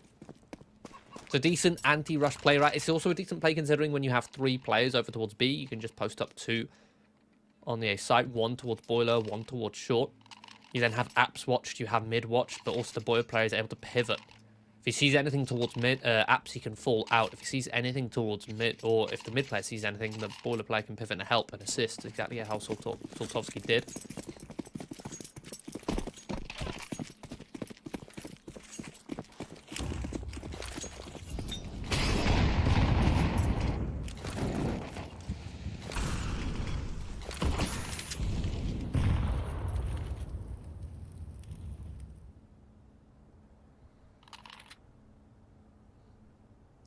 Gen 1 now investing. Kono still with all these MP9s in play. These SMGs. And the 2-man setup here towards Apps. Apps there ready to get this one involved in the action, but it's A double peek that comes through for Gen 1, which completely dismantles this A site setup. And Kono, who are triple towards B. Well, just doesn't save game for them. 2 versus 5. This is one of the issues with Inferno. Something you'll find which will happen quite often. The CT side having to go for these saves. It's due to the nature of how the rotations work, right? You think of a lot of maps. When you rotate between the A and the B bomb site, you have a central position in which you will rotate across. You take Dust 2, for example. You rotate away from B towards A, you'll rotate to mid first. The same with Mirage, right? As you rotate, as there's pressure towards B, your A player can shuffle over towards mid, whereas there is no such thing here on Inferno. It's B or A, it's quite binary. And that means that rotation between the sites is quite long. There's no middle ground, there's no real extremity control for you to work with. And on top of that, the sites are very difficult to retake. So there's no chance of you rotating in to support teammates as they're being attacked. Say that there's B-site execution right here on Inferno.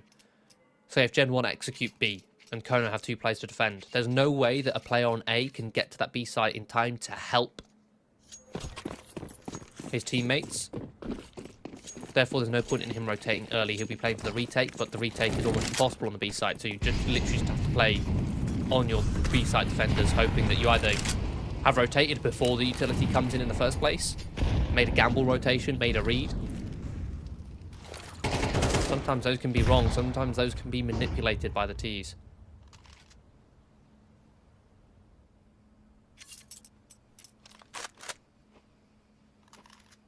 So Kono will sit in a 3-2. Gen 1, it's a passive start for them.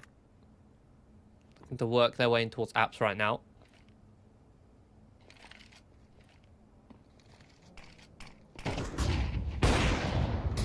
Flash dodged. Warp shot fired off. It's information now in the hands of Gen 1. Standard default. You throw some utility, stop the CTs from fighting towards B. You take mid control. Off the back of that, you now work your way in towards Banana. Now Gen 1 have all the information they need to work with.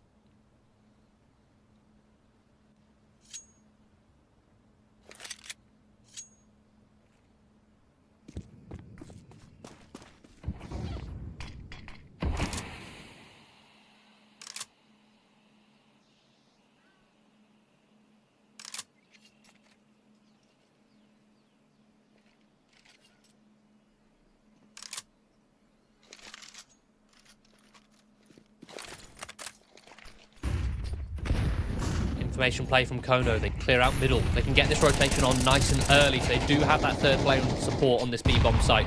To throw some counter utility. Sultovsky, even with the AWP, able to blow the smoke in this site. Hold it successful. That's it. Simply no time. Gen 1 waited too long.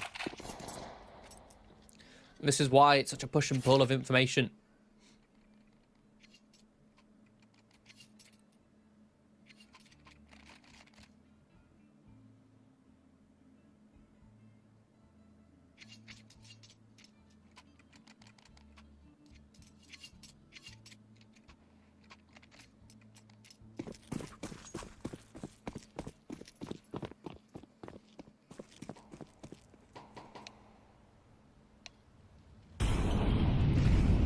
That we may have a tech timeout here. Hey, the ticks in the chat. Both teams retreating to their spawns. Yeah, this has got a tech timeout.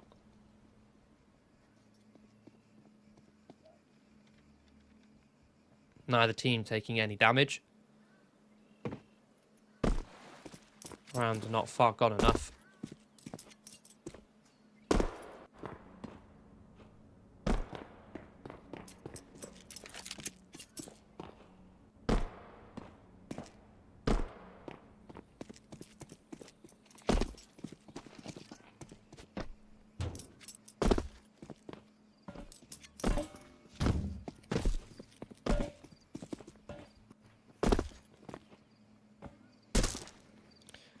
Hopefully we'll get a quick restart soon enough on this round. round. Somewhat of a swing round as well, considering the funds on either side. Both teams with very little loss bonus built up. Both teams with limited cash left over in reserve.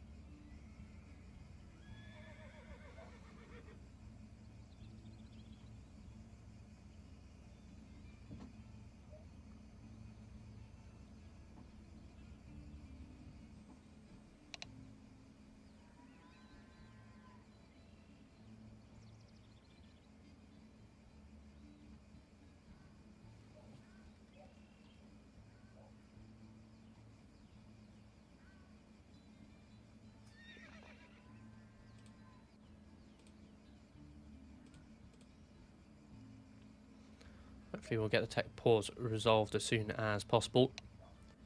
Does appear that all the Gen 1 players are ready and raring to go. Just waiting on CJ to invest.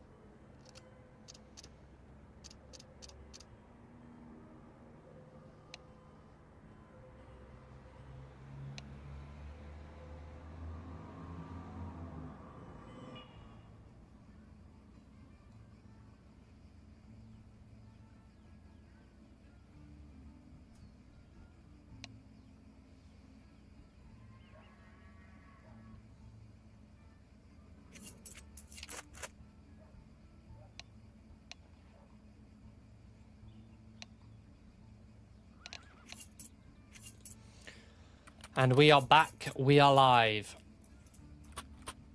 Tech timeout is resolved.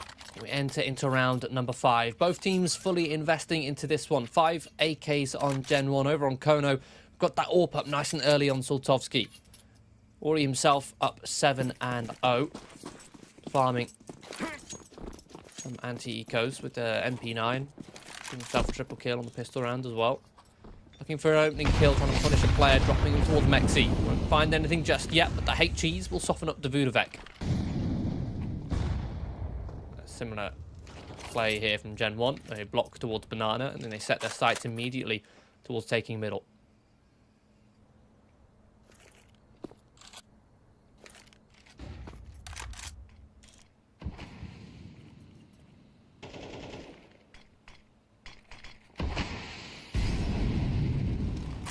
Smoke towards long, molly towards short. Kono ECF are pushed back.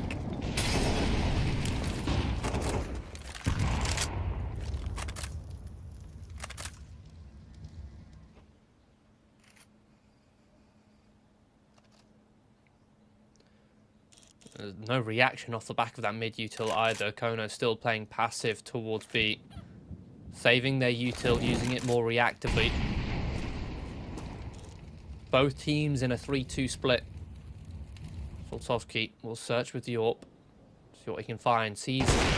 Believes mid is clear, but spots the shoulder of Jack. He's a man to tag. Tries to finish him off with the PT50, but doesn't find anything. Choose to go for a full rotation. In fact, Kono are fully gambling here over towards B. Hoping that after that shot fired, it would deter Gen 1 away from the A site, but that's not the case. They're about to commit, and there's only one defender here until CJ comes in.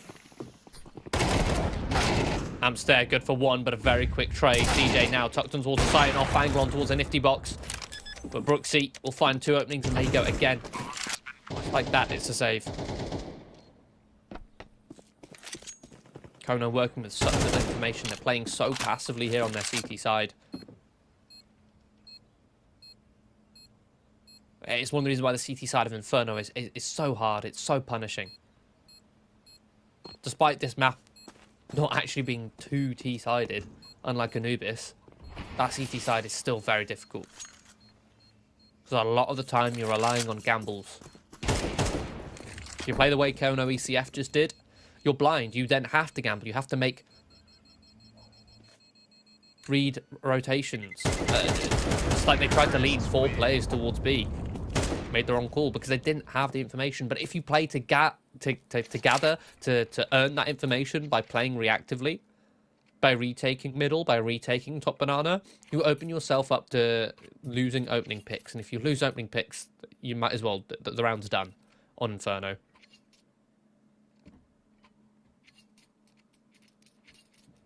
Because once you go into a man disadvantage on the CT side of Inferno, you just have to gamble. You can't spread your players even enough to still defend the map.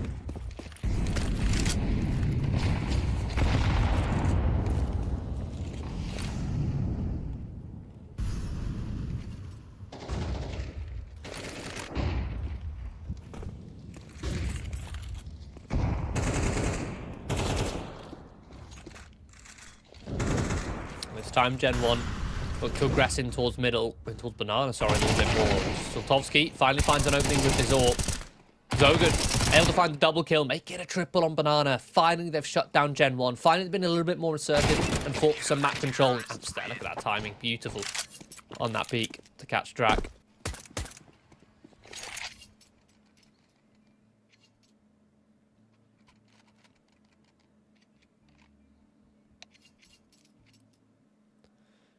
We do now have a tactical pause as just after 1 round loss. Gen 1's funds are in the mud. We've got to decide, okay, do we buy here? Do we half invest? Go for a full investment. So if they go for a half investment, you can see Tech9's Kevlar on the majority of them, a Hero AK on Kersey. Kersey can get a rifle regardless. Does appear they're going to be going for that force bite. 2 AKs, a Galil, a Mac 10. Make it 2 Galils. Not a shabby buy by all means.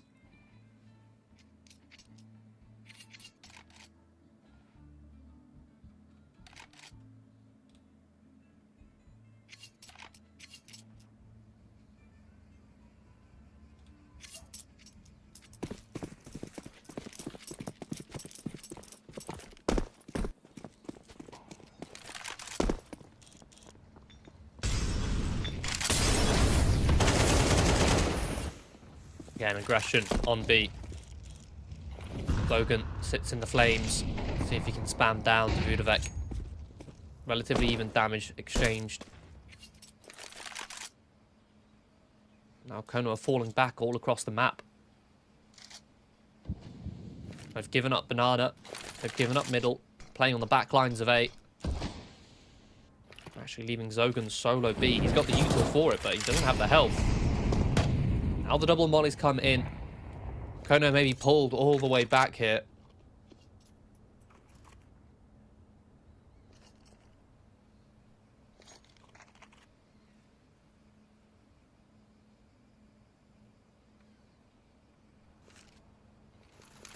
Could be a top side pop. I say top side. This is the A side. Popping in towards mid control, but CJS spammed with the smoke to net him two. An easy lineup. Soltowski falls all the way back to the side with his AWP.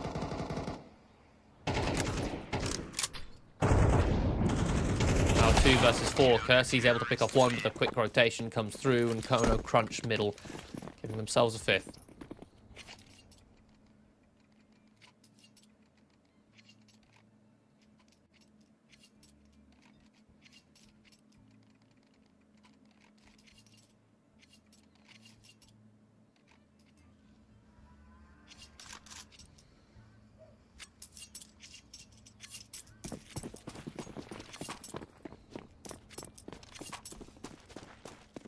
Bank broken for Gen 1.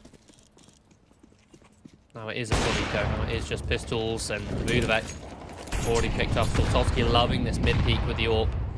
And he's been such a dominant force throughout this series. Gonna continue that here on Inferno.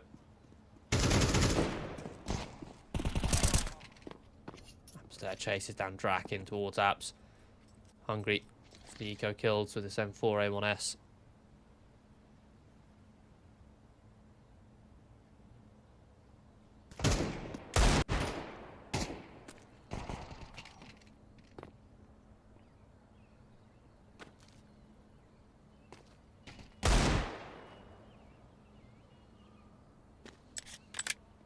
Seeing Jax just back to back here. Top of Mexico, you have what you call a Mexican standoff.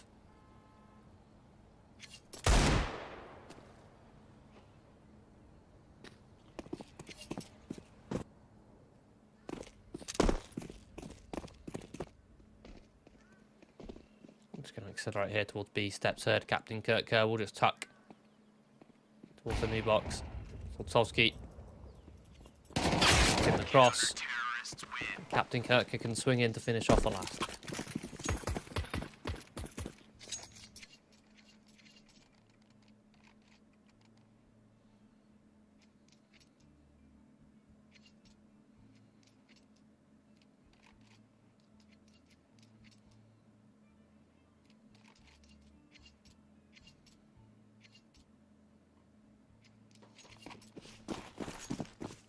Gen 1 struggling right now to penetrate this Kono defense.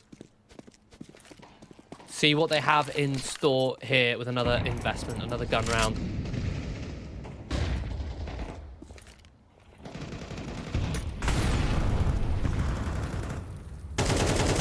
Peeking in towards mid. Loves this post box angle.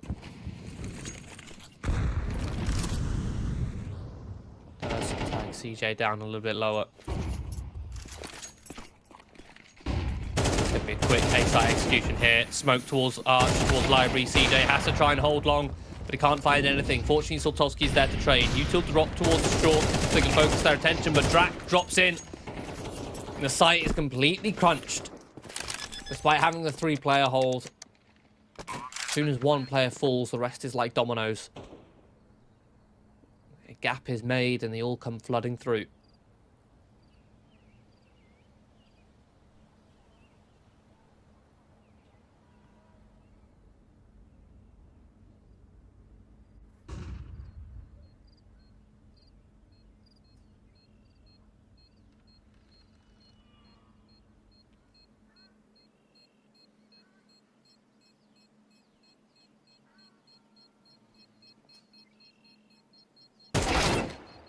Kersey will search to try and hunt down these weapons. Try and prevent Kono saving. Terrorists win. Kono have a really good economy right now, but again, this is just the state of Inferno. You've got so much cash in the bank. 2v3, definitely not. No point.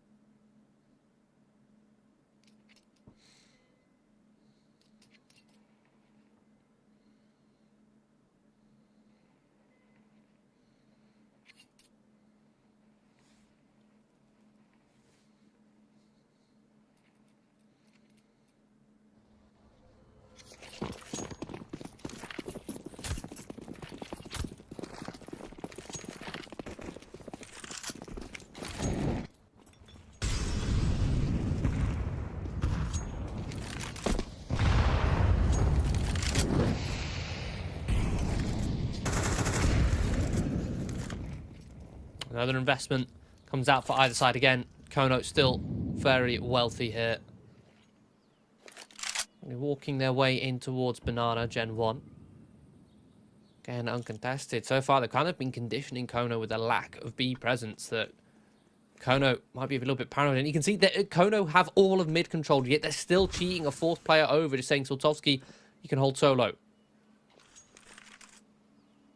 You've got 4 players towards A, yet you still have all of mid.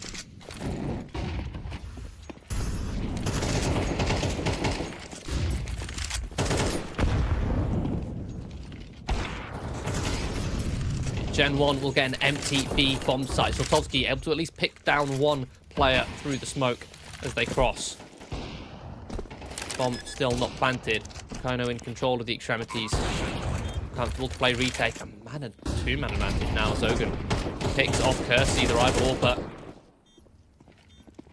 Gen 1 failing to establish a decent enough post plan. A 2-man peek comes through. Will only be good. 2 for 2.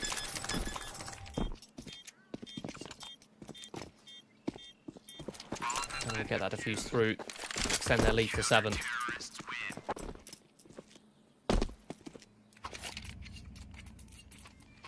Sultovsky currently 13 and 2. Zogan 11 and 1.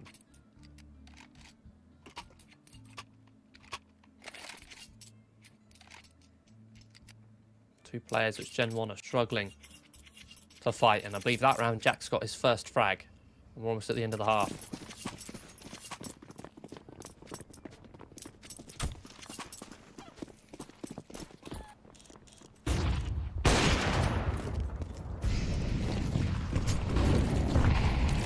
Sultovsky another opening with this AWP. It's a dangerous threat. Gen 1 making plenty of noise now towards the A site. Trying to burn out that util, trying to apply pressure. The thing is, this time it is readable, and this time Kono happy. They were successful at playing 4 towards A, 1 towards B when it was B. So even more of a reason now, when there's pressure towards A, to sit 4 towards A.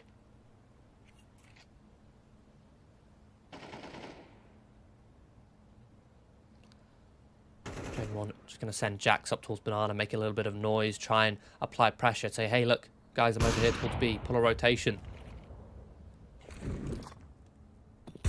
Meantime, Kono are not moving from their setup. No one's likely to come through. The Vudavek, good for one, but a swing will come through. That's the bomb dropped. Kersey tries to come out of Amps on a timing, but Amps there, eyes like a hawk. Is Jax coming through the smoke, and Captain Kirker accidentally jumps. So Jax will find the kill, but also find a bullet to the dome, putting him on 8 points of health.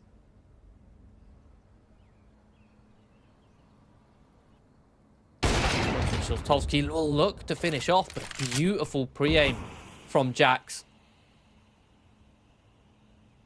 Lovely strafe, doesn't go too wide, just enough to counter strafe with his crosshair as soon as the head is visible. Thing is, this is round 11. Kono, so much cash in the bank. Gonna be able to get Sortovsky's AWP back out no matter what. CJ can keep his AK if he chooses. Yep. Wise choosing not to pick up that AWP.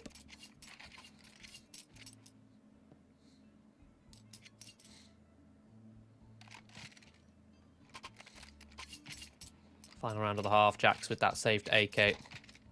Gen 1 investing up. Only one other rifle added to their arsenal. It's Brooksy's Galil. A lovely HD this time. Kono switch up the pace. Aggressive in towards Banana. Davudovic domed.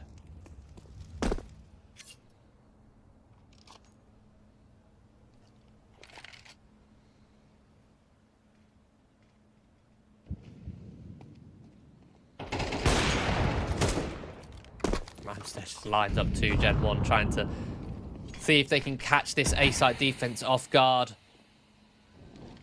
What's going to happen here? HE to blow open the smoke. Oh, beautiful counter-strike coming in. Just leaves Kersey a 1v5 situation. Actually has an empty pathway towards the B-bomb site.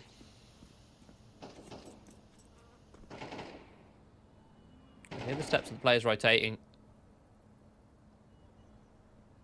Now, the thing is, if he had sprinted towards B, got an empty B bomb site and planted that there, he still would have had a 1v4. Kono would have been grouped. What he wants is to isolate them. He has time to spread them apart, split them up, so he can take 1v1 fights. Beautiful pre-aim from Kersey. Again, anticipating that angle to perfection. But tagged down low. Still not a killing blow. His position now known.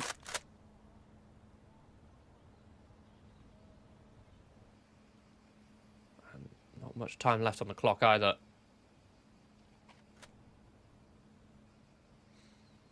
Just walk up towards the site. Amps there will collect the quad kill. A 9-3 half. Again, another very dominating half for Kono. Again, we've seen them slowly lose out with these heavy leads. Is their T-side up to par? Now, the Kono of old, a slightly different roster, I believe, when they had a different IGL at the time, on Inferno, they love to just sit and wait. They would often lose rounds to the timer running out on their T-side. Now they've got Captain Kirker involved in the action. We'll see if their style of play is, or how different their style of play is compared to that. If it will help them out here on the T-side of Inferno.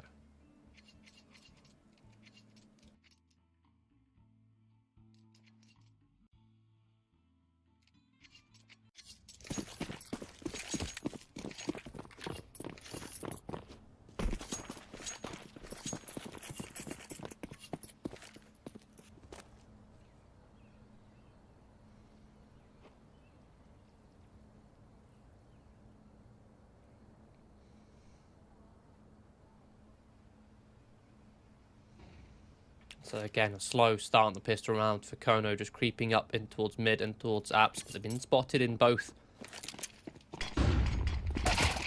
Smoke drop towards apps. Jax will try and hold. Good for the first. Clean headshot. Kono choose to cancel. And wanting to force their way through a smoke. TJ tagged down low. Kept honest. Minute on the clock. Kono have time to reset. Lost one player, and they're looking to now accelerate here towards B, where Davudovic is our lone defender. But he does have the dualies in hand. Togan catches off Jax, looking on the lurk. Finds the rotations, an equalising frag. Captain Kirker, another. Kono successfully pulling this Gen 1 defense across the map, back and forth, and picking off players in the process. Kersey tries to get in front of the rotation, but in doing so exposes himself to Zogan in apps. Oh, Kono, this is such a perfect mid-round from them. So it leaves Brooksy in a 1v3.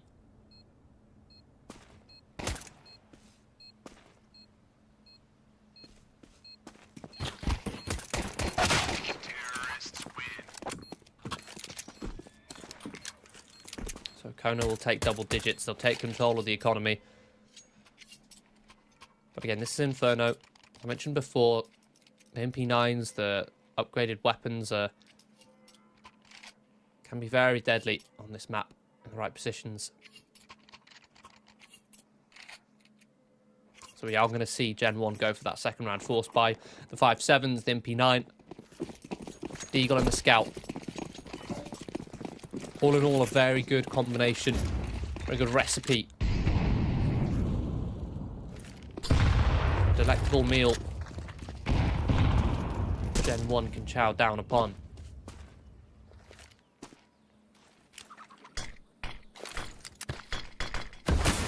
Scout the ability to tag down these players, making them even more vulnerable to these pistols, to the Deagles, to the 5.7s.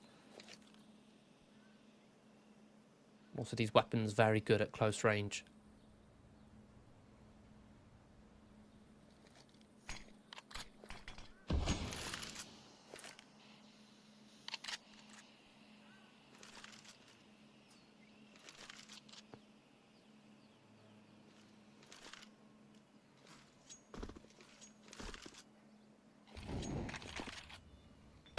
Execution here on towards the B site.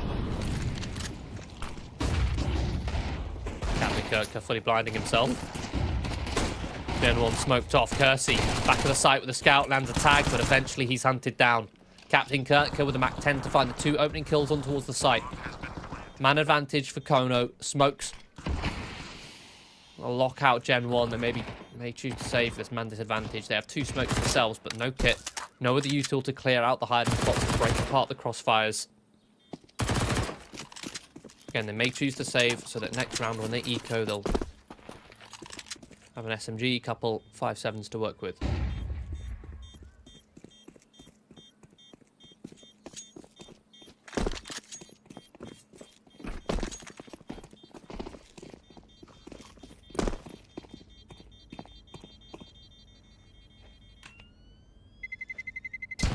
Terrorists win.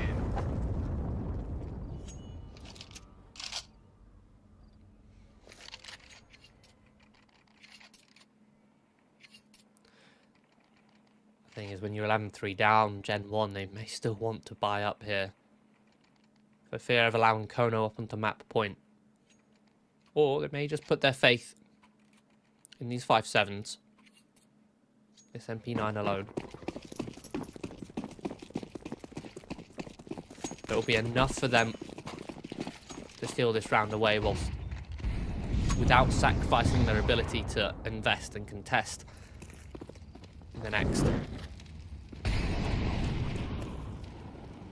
Again, Captain Kirk searching for the Mac 10.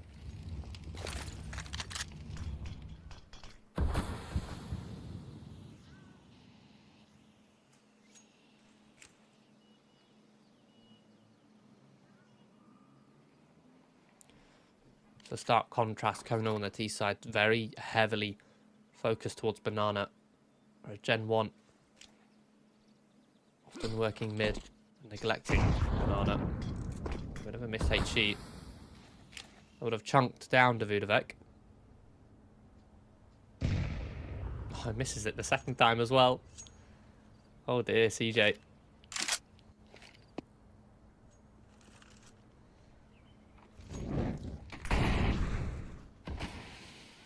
Well-timed utility from Gen 1 here. They're just deploying smokes, chaining them towards B. Flash comes in towards mid. Brooksy can't land a single shot. At that range, the 5.7 would be within distance to one shot, the headshot. The crossfire is successful towards the site. Coming out towards Apps, Jax with the MP9 is suddenly found too. This is all falling apart for Kono. They've been given no room to work with. 20 seconds left, Sortowski's in a 1 versus 4.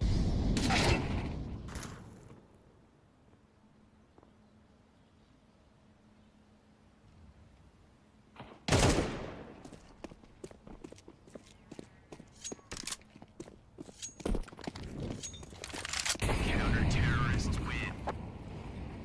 Really awkward situation there for Kono. They're setting themselves up towards B, but they're scared of this smoke towards the B site, which is constantly being replenished, and for fear of not wanting to go through in case there is a stack. They try and work their way up towards A. And while you could argue there wasn't much of a stack towards A, there was just 2 players in a crossfire. And Kono didn't have the utility to break it.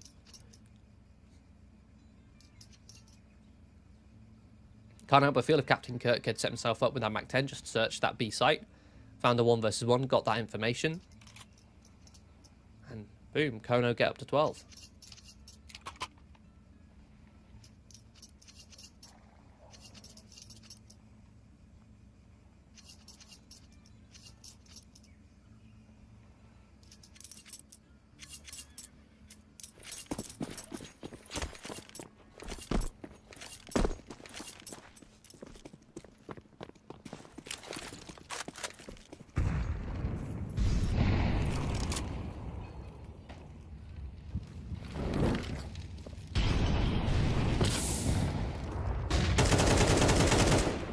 Early banana control again in the hands of Kono. Again, it's a 4-1 setup for them.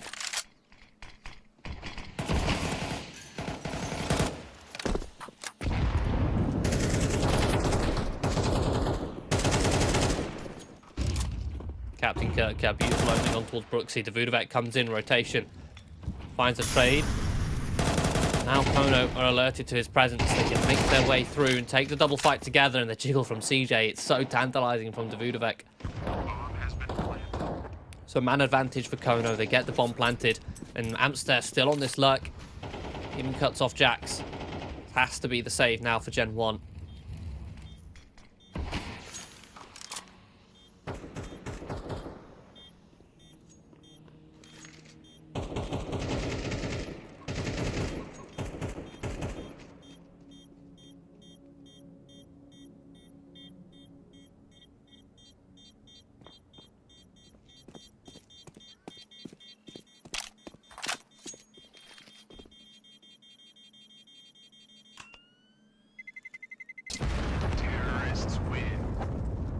Kono will reach match, map, and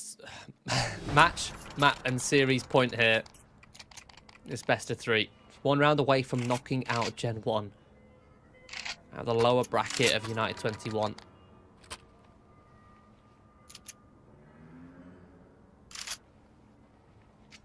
And again, so far on the CT side, the only round they've managed to find is one where they had MP9s, 5.7s. Right? Kono just let that clock tick down and were forced to accelerate into a crossfire. Now Gen 1 look to try and get assertive, to get into the faces of Kono and take banana control, but in doing so they lose the opening pick. Kersey, though, the sniper of his own, is going to find Sultovsky. A 4 versus 4. He's still in a very good angle. Captain Kirk boosted up over the top of the wall. Davudovic not expecting that peak anytime soon. Just a man advantage. Track is still around on this B side though. Flash will go through. Fight taken, 1-for-1 trade. Kersey's rotation caught by Amster, still holding. A 2 versus 1.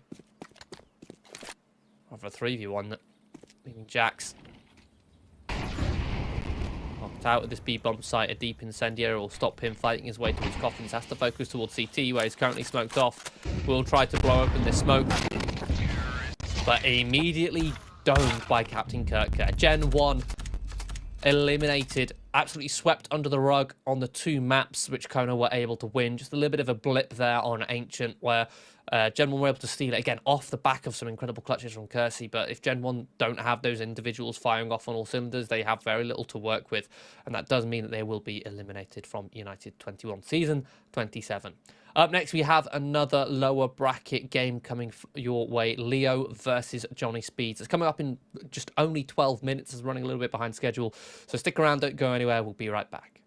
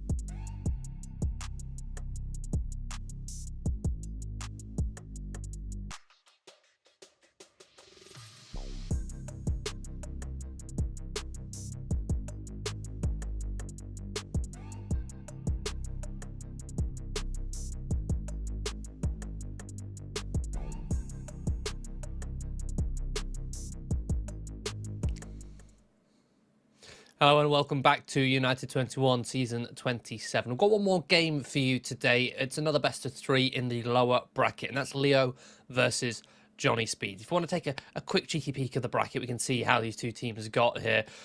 One thing which is important to note for Johnny Speeds is they came down from the upper bracket as they lost the game against Viperio. It was Draken posting a 1.72 rating, and they lost that series 2-1. The next closest player on his team had a 0.98. It was a heavy carry performance, and it wasn't enough to take Johnny Speeds over the line. Additionally, they did have a player missing. They had Melo missing, and they had a stand-in of Warlen. Melo is quite a higher fragger, so it potentially could have been the difference maker. So if he is here today, then perhaps we could be seeing a very high impactful Johnny Speeds, especially if Draken puts up the same numbers he did against Viperio. Now, looking at the veto here, as you can see, we've got the nuke and train ban coming out. This makes sense. These are the permabans for both of these two teams. Neither team wants to even risk them going through at all. Anubis and Inferno picked as well. Now, Anubis I'm a little bit surprised about, I think, because as much as it's a good map... Actually, no, I'm not. I've just double-checked my stats. I got them wrong. It's a map which Johnny Speeds don't really play very much at all. So Leo have a free pick in that one.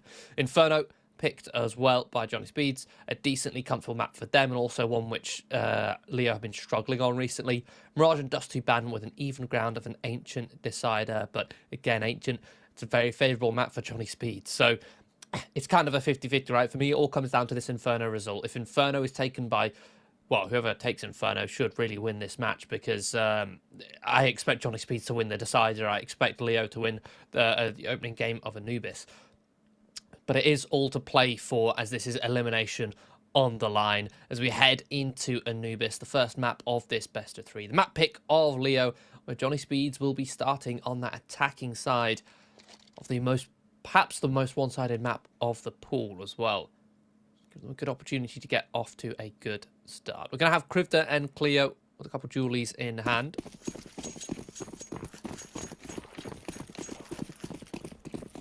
See how Johnny Speeds choose to approach this one. We've got a smoke, flash, smoke, and a molly as well on Draken. The latter on Shine. Creeping up through carpet, setting themselves up for a bit of an A pop. We go for a two-man swing in towards connector just to make sure that nobody or none of the CTs are peeking that way. But I think Leo team have read this. They've pieced this all together. They're leaning heavy towards the A site now. And a well-timed flash to confirm that information, but there's no kills to come off the back of it.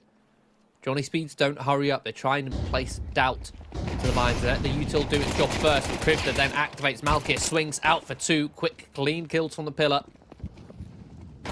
Draken dancing around this corner. They need to try and recover this one. Krivda escapes, gets out of the danger zone and groups up with his teammates so they can establish a decent firing squad. Draken now left in the clutch. No Kevlar. Krivda will hunt him down with the Julies and spam him to the ground. Leo pick up the CT pistol round.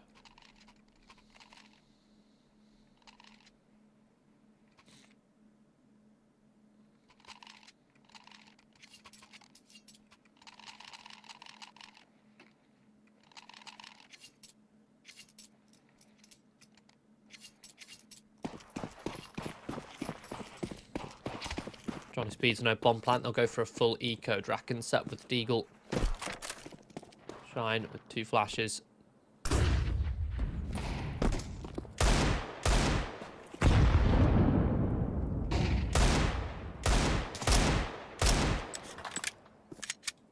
Setting himself up with a Deagle to see if he can find an opening pick.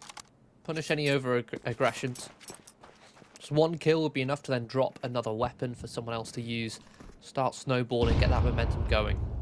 Nothing being found so far, so they'll group up in towards middle with these two flashes. Second one thrown in towards camera, but they cancel, they divert straight into towards temple. Where Cleo is going to have a field day. Nose down two, looking for more, finds the fourth. No, it's one unique who's going to steal that one. Draken now just rotating away. Trying to see if he can isolate a fight at a time. There's the first. Headshot towards Cleo.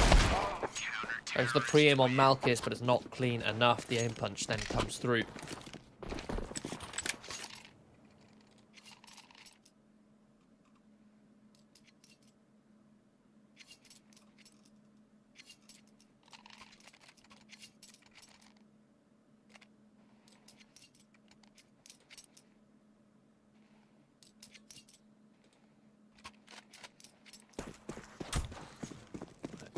see the full investment. This one here now.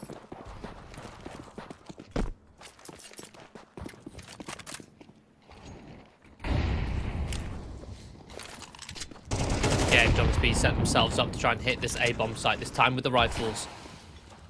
Shine has found the opening kill on towards Malchus.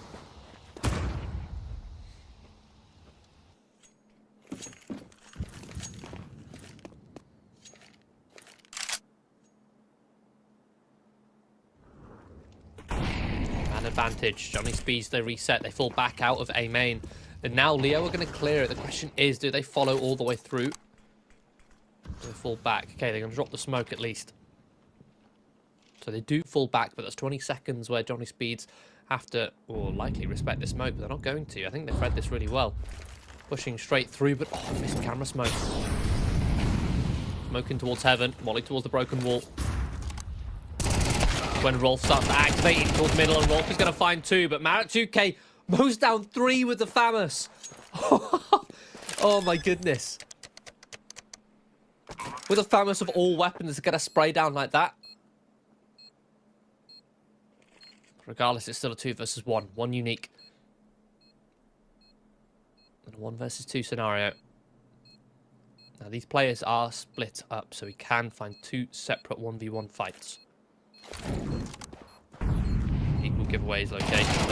Incendiary spots the head of Draken, but receives a dink in the process. Tries to deploy a HE. Will soften up Draken on the chase, but 1 unique has to give up the round. He runs away to save. Johnny Speeds will do the same. Terrorists win.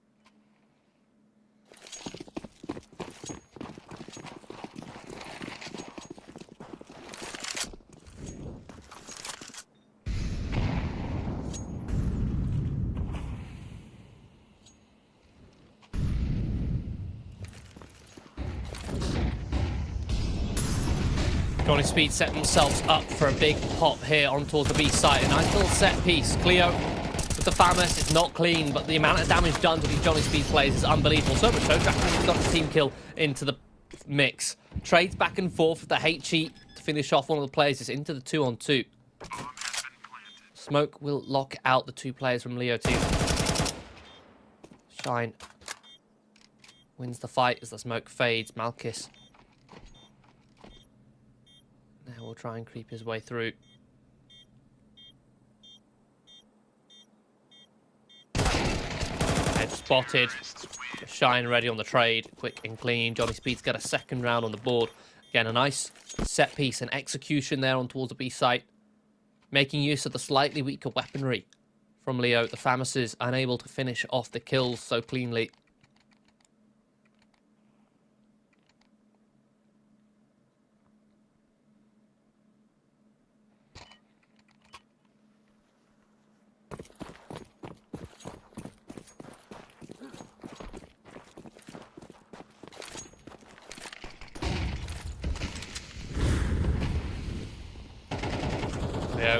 Going to be forcing up here. MP9, Steagle, 5-7.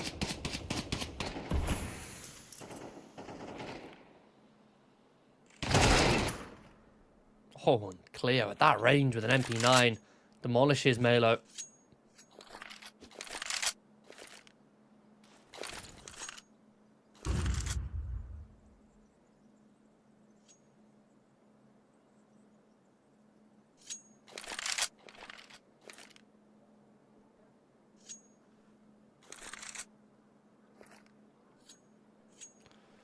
Weapon not retrievable though. It's dropped down towards the stairs. Leo have to fall back. I'm going to go for another opening gambit here towards the B main. They'll clear that out and get that information. The issue is, can they get their rotation now that they've cleared B main? Can they rotate towards the A site before Johnny Speeds decide to hit it? Smoke will come through. Camera and stairs. Molly comes towards the site. trades come through in Johnny Speed's favour. 2 for 1. Still a 3 versus 3. Look at this, they're next to each other in the smoke. Sapek activates, he pushes through, and he anticipates the second player inside. Realises that the first player wasn't looking towards the smoke. Likely wasn't expecting that push through. There's one unique.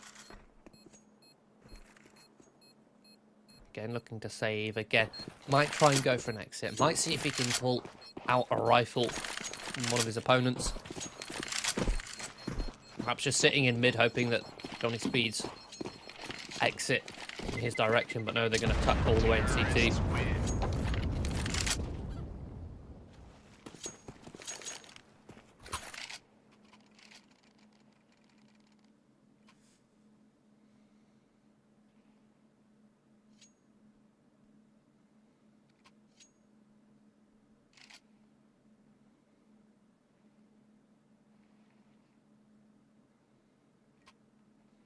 Finally, Leo are down to an eco. Johnny Speeds again, still plenty of cash in the bank for them. Can't help but feel that Leo are heavily hampered with the financial situation they've been in the last few rounds. Not having Malchus on the AWP, working with Famises in a lot of scenarios. Now Johnny Speed's going to be contacting him. We'll find a first and a second. Getting away with 2 there is absolutely criminal. With only a CZ. Another multi-kill in one of these opening engagements that Leo are able to find. Melo gets his first frag on the board.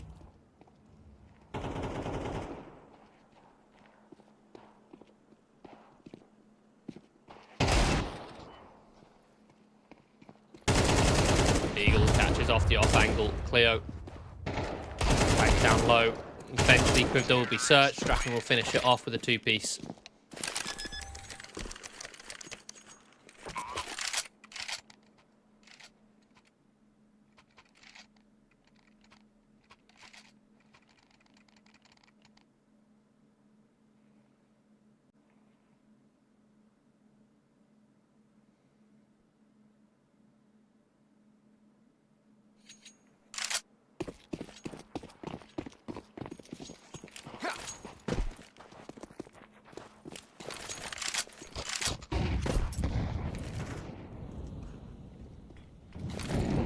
Okay, now Leo have the full investment. Now they have the rifles, they have the utility. AWP up on Malchus and a beautiful HE.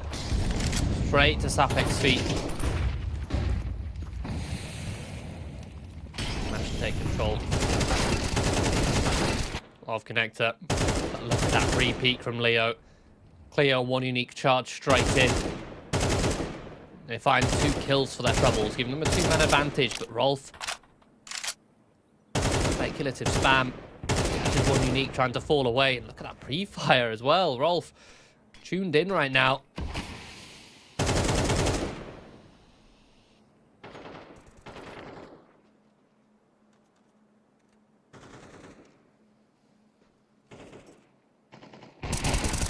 They're holding an off angle, will punish Shine, and that's the bomb actually dropped. This mid-rounding from Johnny Speeds. Looking quite barren. Relying on Rolf just spamming in B main to get any kills.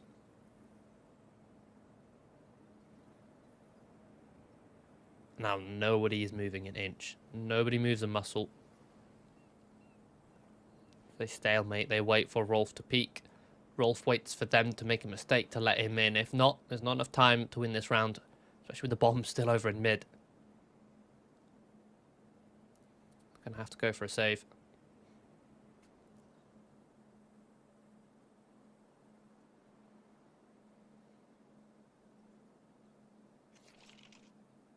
Counter-terrorists win.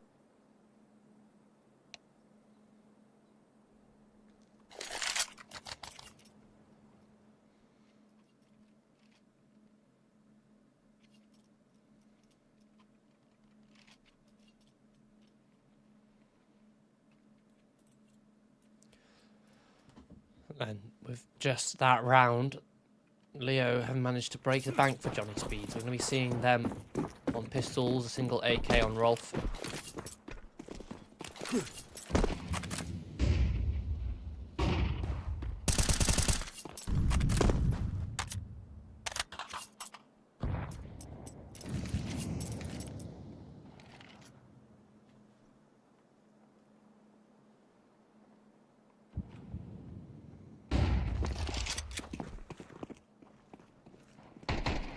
They're waiting towards middle. BO, nice off angle. He's actually going to let himself too before disengaging.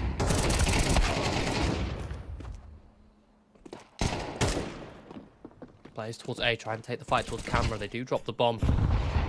These players being whittled away. Mid is a dead end. For the Johnny Speed's players, Leo going to find their fourth.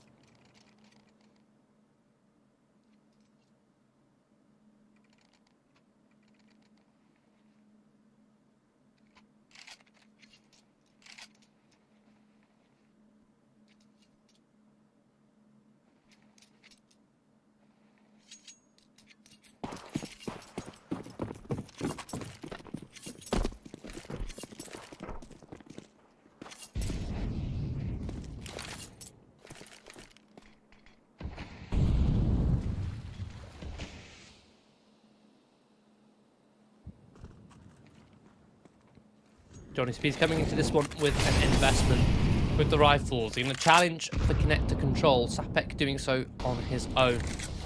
Some sported assistance with the utility.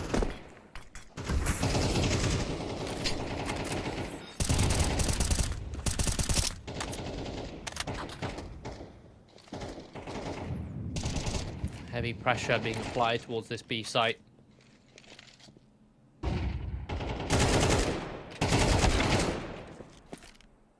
A 1-for-1 trade in towards connector. Johnny Speed's not ready to capitalise off of that engagement. They'll be happy with a 4v4. And Leo, conversely, will be happy with clearing connector.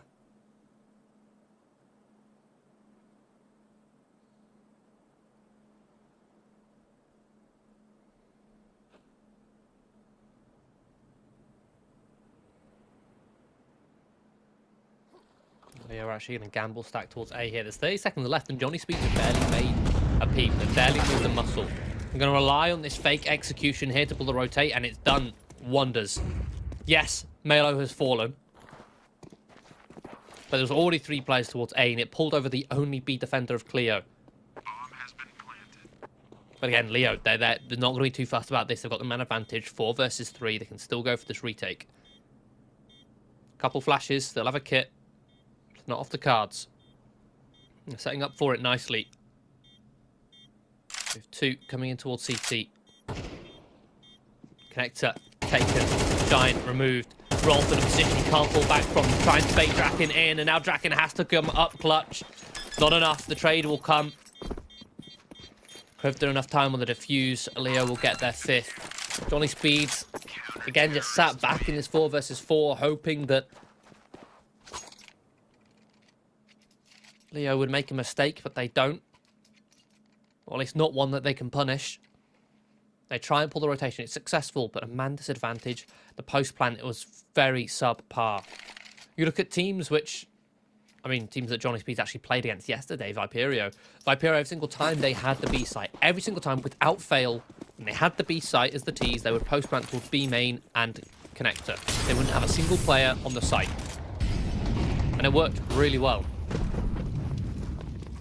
Letting that time tick down as it takes longer for the CTs to take your fights, to get close to you, deal with you. They have to deal with you before they defuse. And now Johnny Speeds, half investment, Tech 9's Kevlar. Again, they take mid control.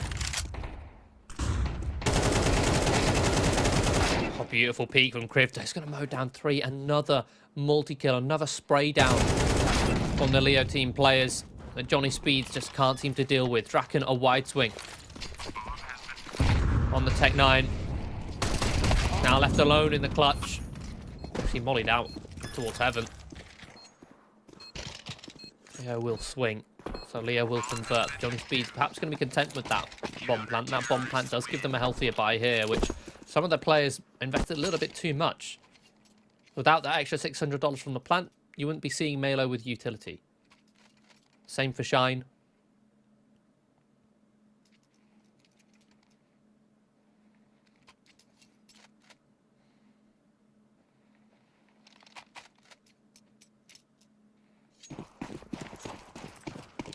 You wouldn't be seeing Draken with an AWP either, at least not one with Kevlar. Or a helmet. Oh, here goes an opening kill, but dinked down and actually tagged by one unique. Assist coming through. A man advantage now for Johnny Speeds, and they're picking up the pace a little bit here in towards mid.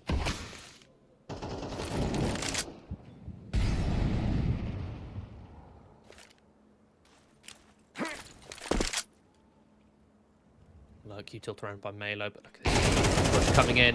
Oh, Malo caught. Dropping off the shelf, but Malkis misses.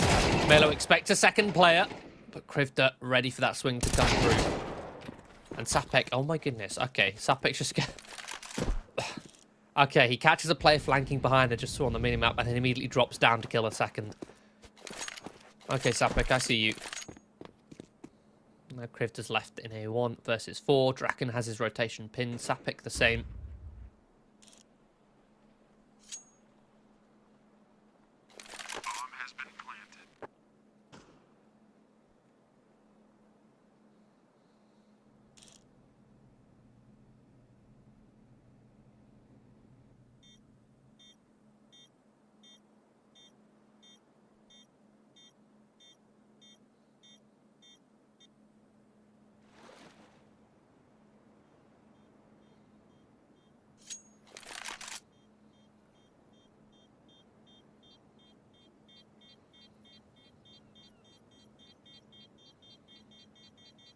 Krivda will try his hardest to save Malkis's AWP. Terrorists win. Now the thing is, as good as some of these rounds have looked for Johnny Speeds, with them going up to 5 rounds on their T side here, this is the most one-sided map in the pool, and by far the most T-sided as well. 6 rounds on Leo CT side is incredibly good here.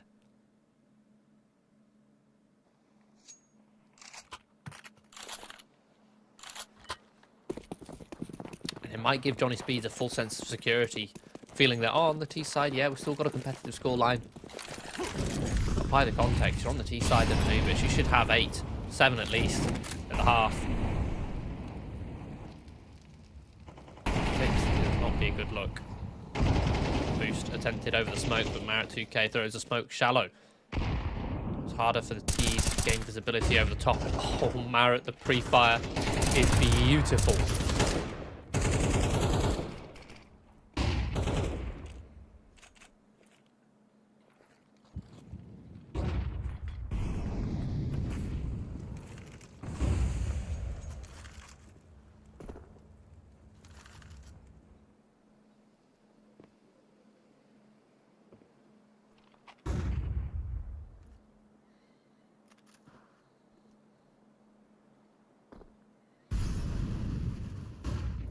Johnny Speed starts to apply pressure over towards this A site, but Cleo with the AWP will find an opening pick. Shine holds a lovely, one unique holds a lovely off angle to deal with Shine. And now suddenly it's just Rolf. 1v4, 40 seconds on the clock. Flash will come through. Swing comes out. Able to isolate a couple fights here with 7 smoke still up. Marat2K can't trade.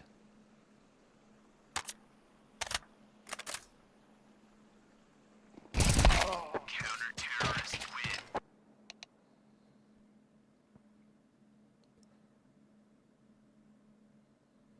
7-5 half. 7 rounds on the CT side of Anubis. Again, it may not look impressive, but it is. This is Anubis. It's such a T-sided map. And now Leo will move on to that favourable side with a 2-round lead.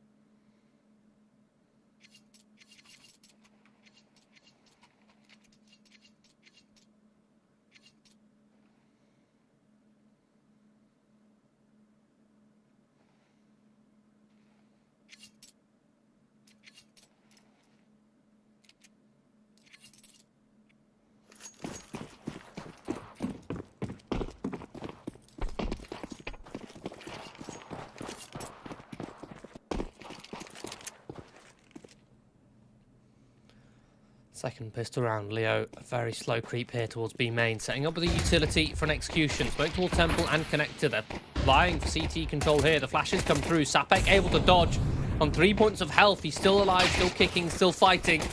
So Krivda has something to say about it. Just Draken on the back of the site and it pivots around for 2 lovely kills to give Johnny Speeds the man advantage.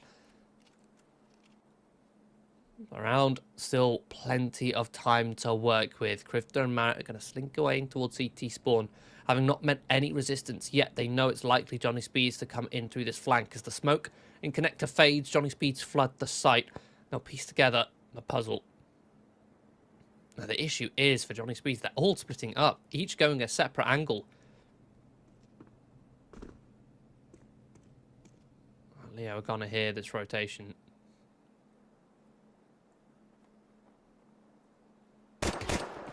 Krivda searches for Shine. Contact made. Johnny Speeds have them circled in.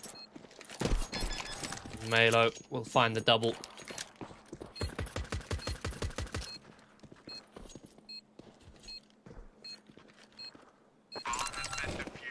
Johnny Speeds get themselves a pistol round on their CT side.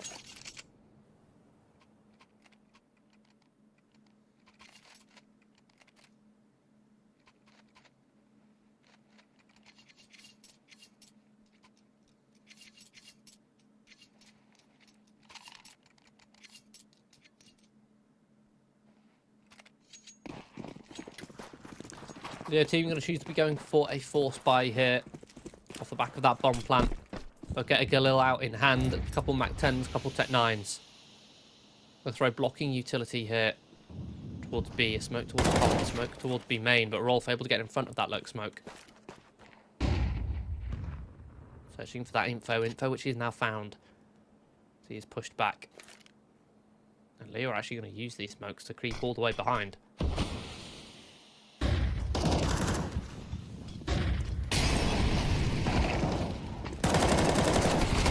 Lovely sight hole here. Sapek, Rolf, Draken, they'll all combine together to mow one of those players down on Malchus, who's accidentally mollied himself out here. Bounces back in his face. Johnny Speeds tying the scoreline 7-7.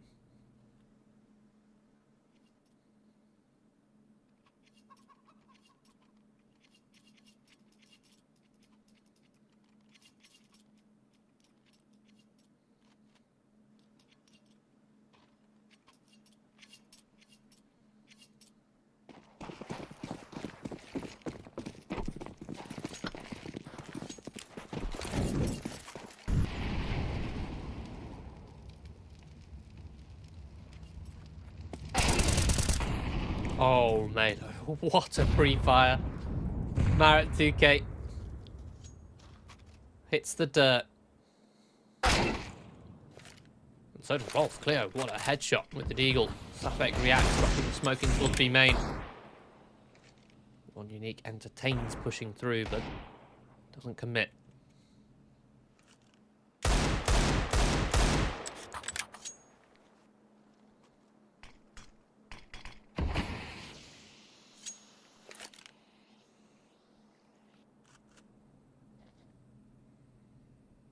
Sapek, confident enough in his aim to search here in connector.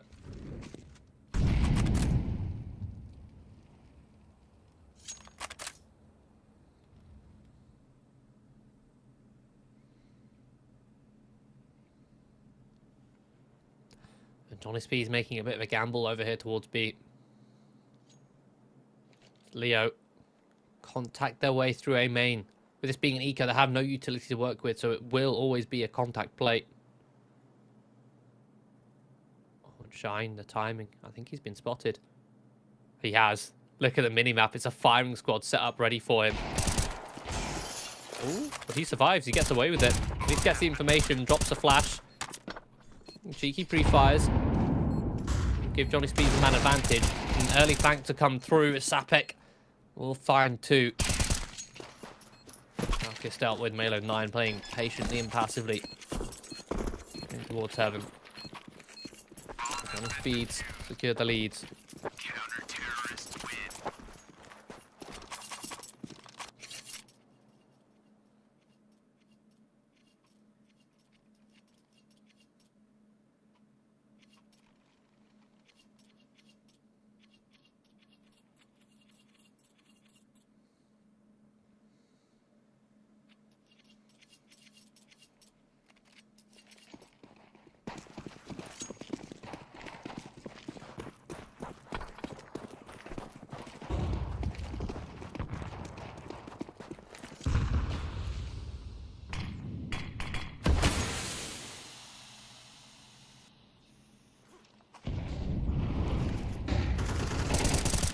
An aggressive play now for Johnny Speed. They're taking water control.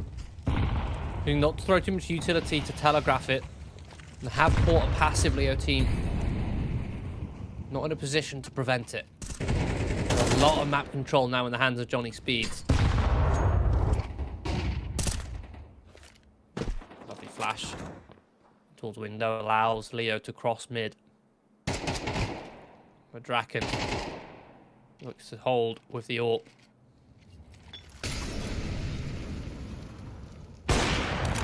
Pete comes through, Draken ready for it. Doesn't reposition, holds the same angle. Has Malo to come into support. Rolf as well. They mow them all down in mid, they get that bomb. It's a lovely adjustment from Johnny Speed, considering they take water control. The likely reaction from Leo is, well, if you take water, we'll take mid. So Johnny Speed hunker down, they block, then they establish a trap.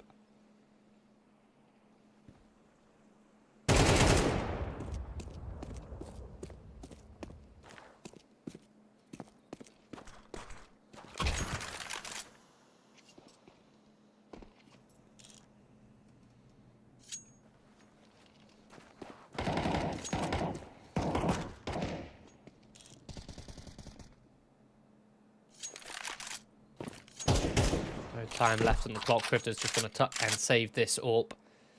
Counter-terrorists win. Next to no money left in the bank. I say that. 4-round loss bonus. Leo may still be able to squeeze out a buy here. Quifter can drop over the AWP to Malkis. Malkis can drop over a rifle. They're going to be taking a tactical pause to discuss.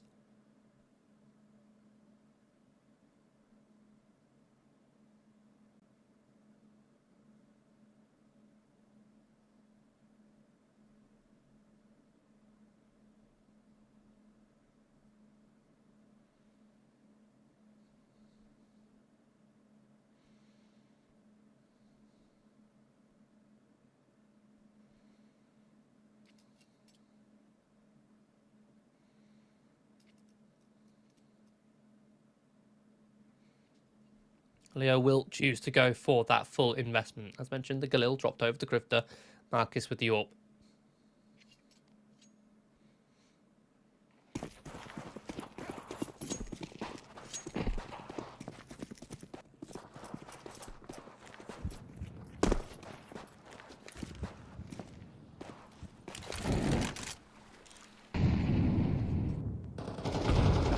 Posting up towards A. Leo.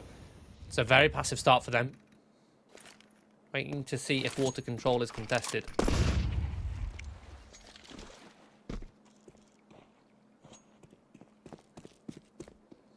Minute 25. No push comes.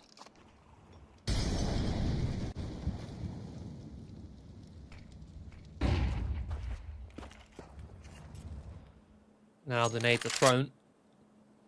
In towards mid. I think as Johnny Speeds are happy to sit in this 2-1-2, because of this slow start, they're respecting Leo being slow themselves. Nor do they know Leo are actually setting themselves up for this B site split. They have all the extremities control. They could just contact all the way in. Rolf finds one, backs up in towards Cleo's spray. Sapek has to do it all on the back of the site, but he's only good for 2. Milo comes in to save the day, though, with 2 coming in from Temple, leaving Malkis in a 1 versus 3. Let's see if that AWP save was worth it. Shine is holding a very passive angle here in CT spawn. Both just waiting for this peak to come through. He's going to search in Temple. Not found anything just yet. Marcus comes around the corner. Melo has him. That's a triple kill for the 15-year-old.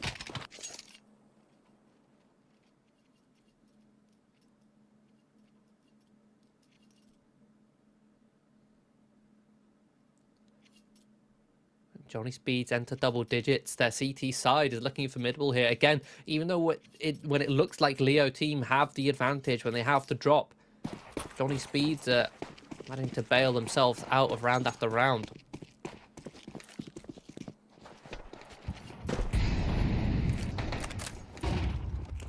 Leo, a bit of desperation here with the Tech 9s. It's a fast play.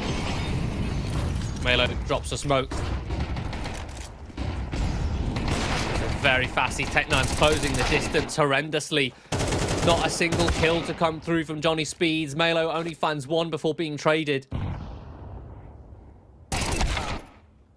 Oh my goodness, these Tech-9s have done it. They've stormed their way in towards middle. Again, Johnny Speeds in the same setup, a 2-on-2. Draken set up with the AWP. Malo pushed all the way back off of mid.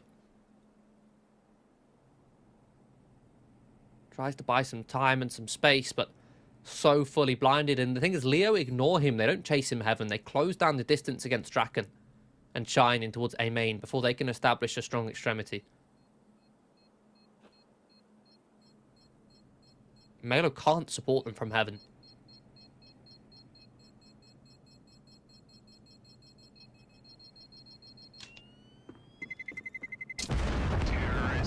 Rolf will try and save this M4 with it. Johnny Speeds will still get a healthy buy, but no, it's dropped. May require a drop now. Or have to compromise onto a FAMAS or SMG.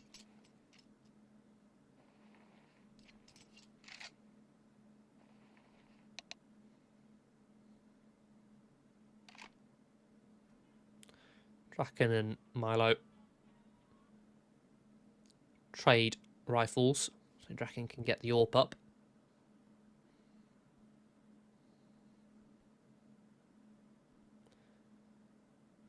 Rolf going to choose to go for an MP9 to allow Shine. I was about to say to prioritise utility. Okay, there we go. They've traded themselves. Shine down to the MP9. Shine being selfless there, dropping over the rifle to Rolf.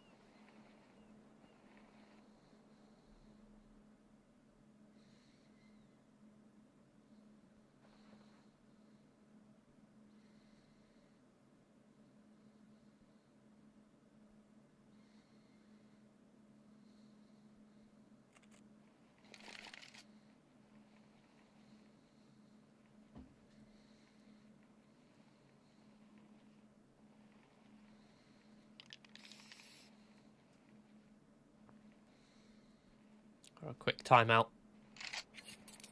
Again, as I set up in the pregame, this is a map which Johnny Speeds don't play too often, so Leo going for a bit of a punish pick by choosing this one.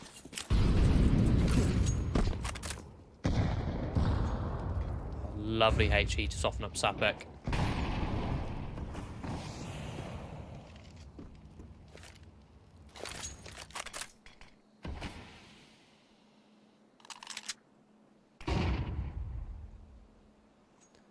Again, it's a slow and steady start for Leo.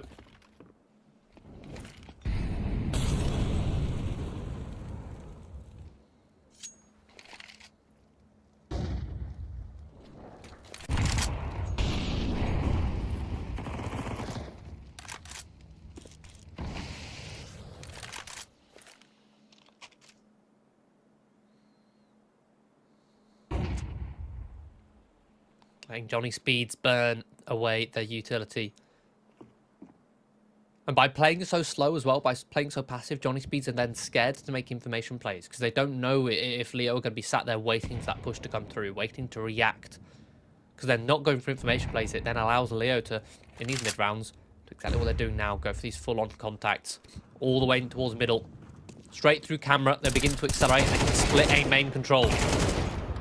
The push coming in from the site forces Shine and Milo pushing towards A main. Into the waiting arms of the Leo players.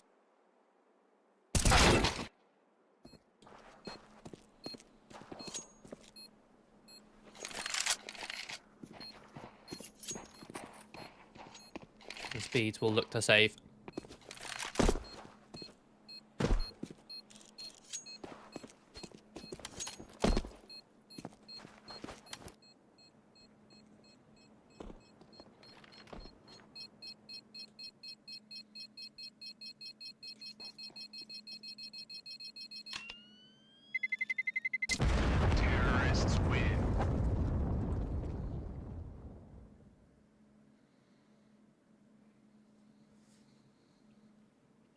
So Leo closing the scoreline, and not only that, they've done a decent damage to the economy of Johnny Speeds.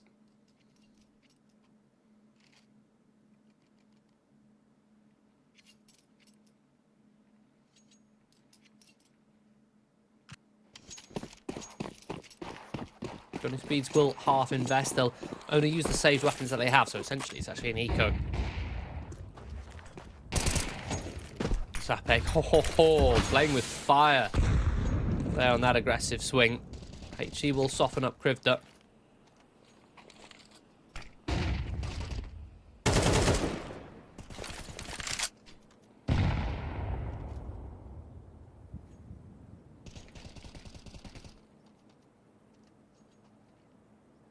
Johnny Speed's actually stacking this B-bomb site.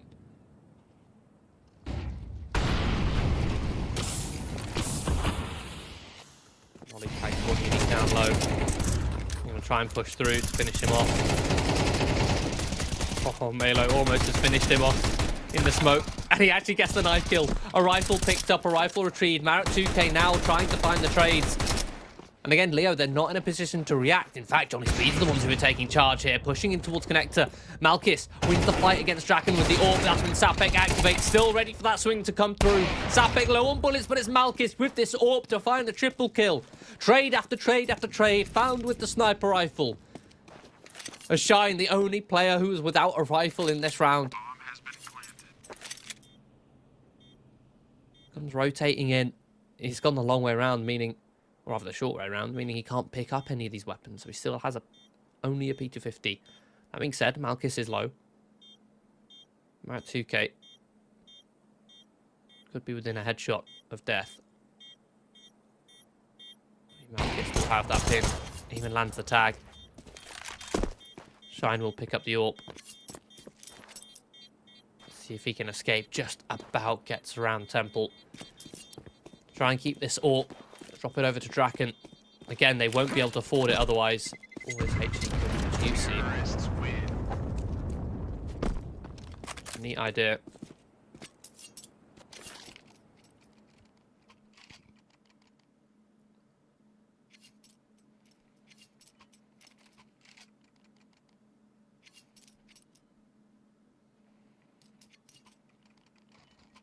But the scoreline is tied 10-10. Another tactical pause from Leo.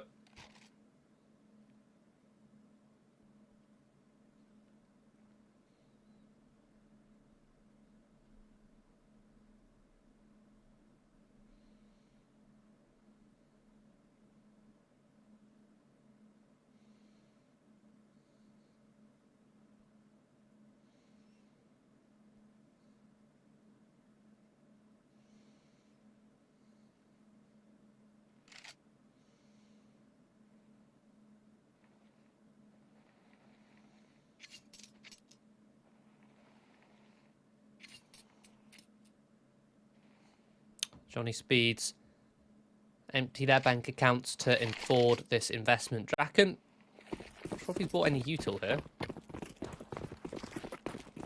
He's still got 2,900 left in the bank. Did he choose not to buy util or did he drop it over? I'm hoping the latter. Look at this crunch. Johnny Speeds trying to establish. Contact taken. Flashing comes through. They're looking to try and demolish this slow water take. And it's been incredibly successful so far. It's just Cleo left in a 1 versus 3.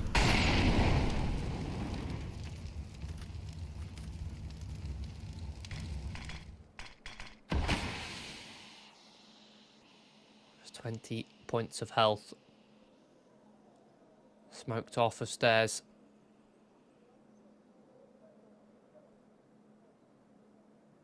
Minute on the clock.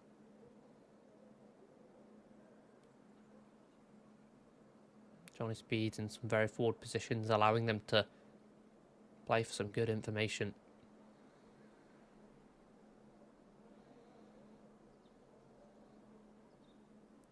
Cleo concerned about where these Swedes could have pushed, where they could be playing. 30 seconds left. We should start to hunker down towards bottom sites. Cleo will find one. Clean headshot on towards Shine. May make a desperate rotation here. Smoking towards camera. Boys that one early. 13 seconds left. Draken already bought in on this rotation. Try and plant safe, but Milo in heaven will secure it. 11 for Johnny Speeds. And that's such a nice counter for the default that Leo have been working with. Throughout the first 20 seconds of the round, Leo was set in the exact same setup. Outside of water, towards carpets, towards stairs. One passive B, one passive mid. So Johnny Speeds, what they do is they make it look like a default. Throw the smoke, which they've been throwing quite frequently, towards the pillar, towards the stairs, and they just walk through the water, walk through connector. As soon as contact is taken, they burst out of A main. They caught them at the exact timing.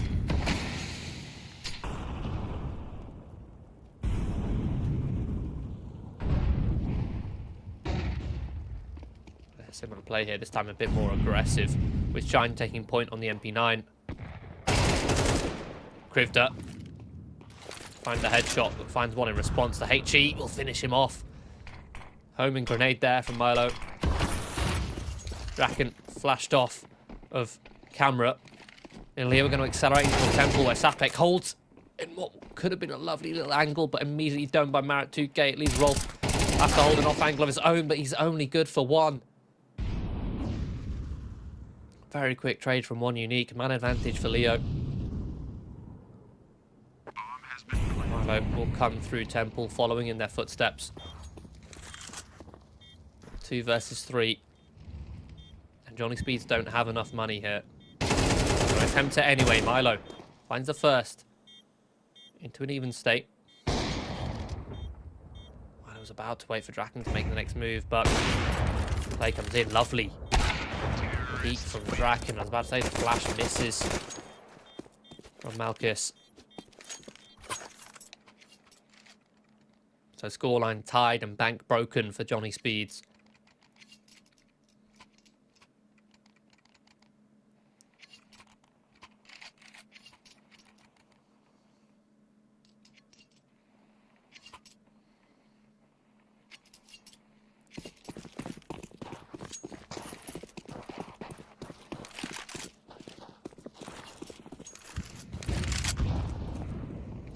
Beautiful HE, Johnny Speeds now, and half investment. Getting aggressive here. Aggressive towards B main, aggressive towards mid. They find the first opening, but again, Leo are so ready in these passive holds for these pushes to come through. Not going to give up. Rifle on Marat. In fact, no, they're not. It's still held towards the top of mid. A beautiful angle from Draken.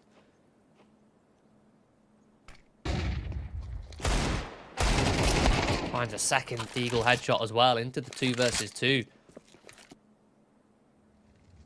Giving Johnny Speed something to work with. Like that, but Rolf still with the USP, and Sapek, well, he's got the 5-7. He's next to no health.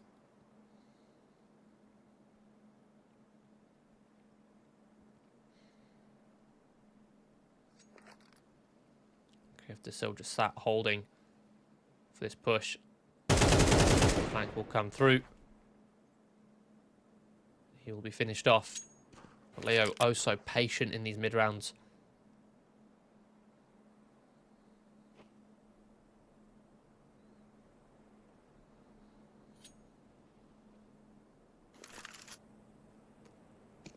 Again, they'll search towards B main.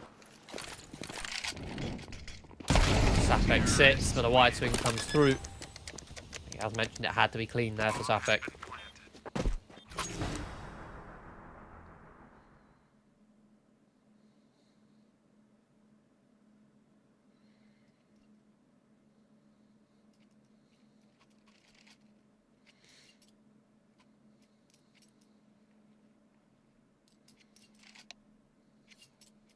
Leo used their last tactical pause. In the final round of regulation, Johnny Speeds, they were poised to close out this map. And stealing it away, they had such an advantage coming into this second half. Despite being down 2 rounds, despite Leo being on the favourable side, Johnny Speeds stormed away at the start and looked like they were about to close out this entire game. Or rather, this entire map. But Leo, with their patience, they've brought it back, they've grinded, they've eroded away. And again, the T side, by far the more favourable side here on this map. Now, in this final round of regulation, Johnny Speeds don't have all the utility available to them. And unless my eyes deceive me, there is no kit that they're using either. So a retake, possibly off the cards here. But Draken, going to give them a helping hand, a man advantage. As Cleo peeks before the lurk smoke blooms. Draken catches him off guard.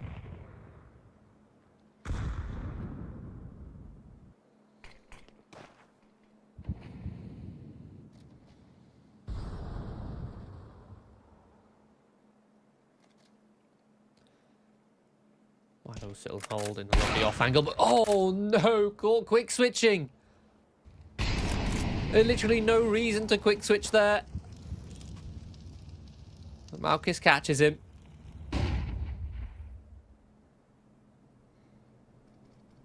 So a 4 versus 4. Again, Leo team patient as ever, eroding away slowly at Johnny Speeds, who are scared to be the ones to make the mistake, to give up their advantage. Rolf, aptly timed, blocking util. Smoke towards B main, molly towards connector. They're going to go for a double dark setup here. That worked well to bait in the M4A1S. Silence weapon, unless this molly could be the undoing.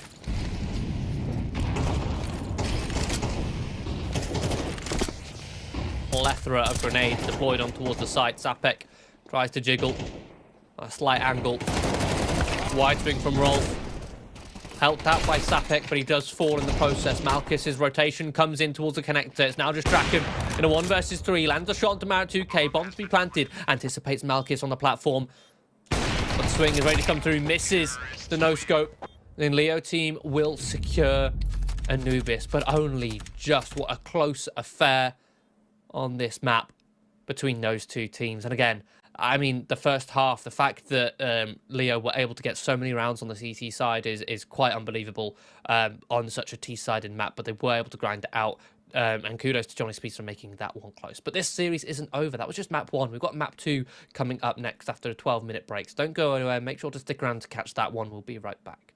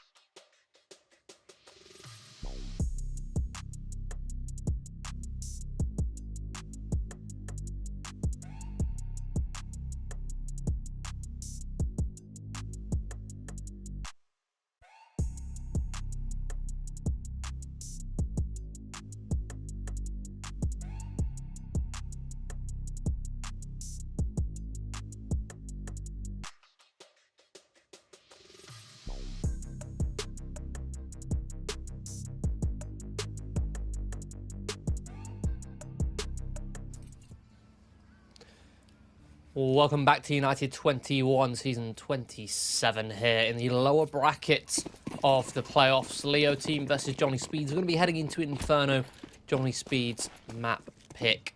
Leo team managed to just about close out theirs on Anubis 13-11. Johnny Speeds need to try and make a recovery here on Inferno. Leo starting on that CT side. Malchus set up with smoke. Julie's Kevlar. We'll drop the smoke to try and keep these T's at bay. Playing closest to CT. Try and help him avoid the flashbangs. Or any flashbangs that could come through. Come raining through. Eats the flash straight to the face. And Sapek trying to pull it down there for good measure.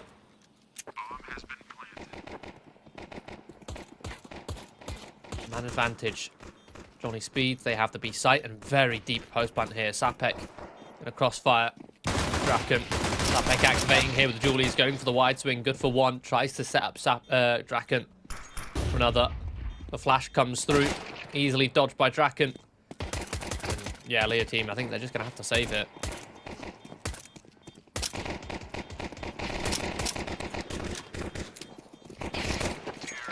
Not even that. Milo will hunt them all down. So Leo won't even get to keep their Kevlar to try and go for a force buy here. If they do want to go for a force, they'll have to spend that extra bit of cash.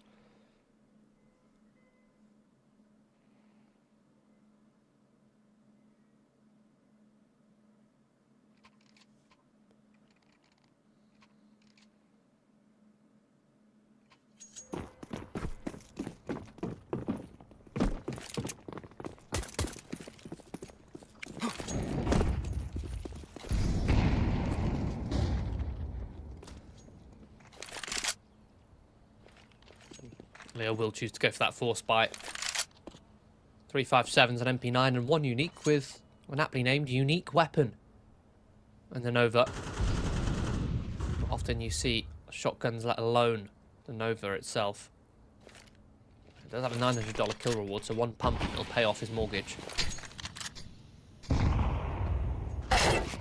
There you go. Bosch, headshot straight on towards Rolf. Bet that gave him a shock. With that kill, Johnny Speeds are kind of funneled over towards B, and Leo know this. They're stacking all 5 players on this site here. Smoke down in towards CT. Molly in towards new box. Smoke deployed to try and extinguish that. Shoot over the top of the smoke. Can't even find one. Spamming on the 5-7. It's not clean at all from Johnny Speeds. And oh my goodness, one unique gets a 1v2 with a shotgun. Of course, it's the Nova that clutches it out. In all that chaos, that early rotation from Leo team, they come out on top. Despite the massive whiff on that 5-7 from Krivda, going for the spam rather than lining up the clean headshots. The chaos in the smoke, one unique gets 2 more kills with the Nova. Look how much cash he has left. 3k. There's hard reset to Johnny Speeds. We're going to have to be working in this round. Pistols and Kevlar. Forcing them way up.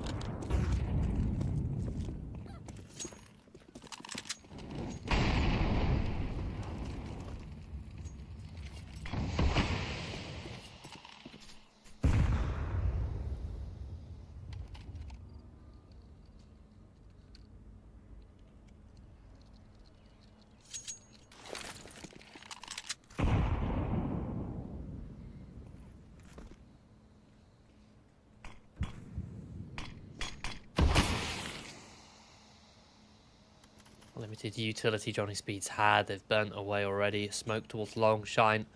Last grenade left on that T side.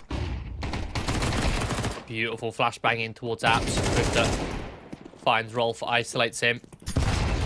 Now Johnny Speeds start to accelerate up towards short. Alert comes through towards long, but that's when one unique is able to activate with this MP9, farm some even more cash.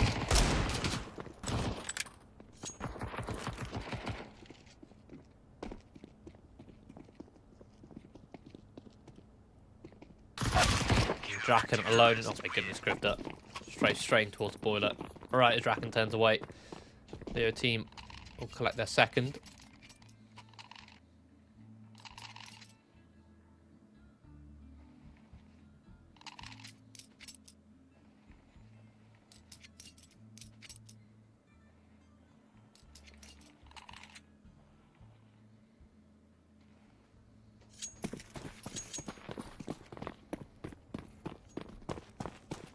Johnny Speeds. We'll have to go for a full eco here. Glocks, single deagle on Draken. We do love to go for this full investment. Draken setting himself up to see if he can get at least one force by kill. Milo just about dodges this incendiary.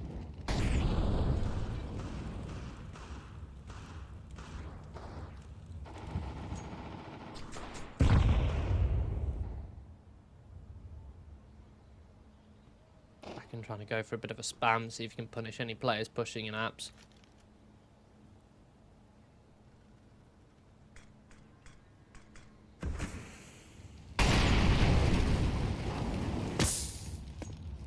Oh, cheeky from one unique. Trying to search into mid behind that incendiary. Malchus can exactly bounce it inside a boiler. That's chosen to fall all the way back, though. On towards the site. Leo still with all of Banana in their hands. Cleo just able to jump spot at the top. They have all that information. They know that mid is likely the point of contention. Malchus able to hold a nice little off angle here. Peeks at timing, lines them all up. Krivda, Marat2K are actually the ones to come in with a couple of kills on the MP9s. Malchus only actually finds one in the end. But Leo do clear up Johnny Speeds.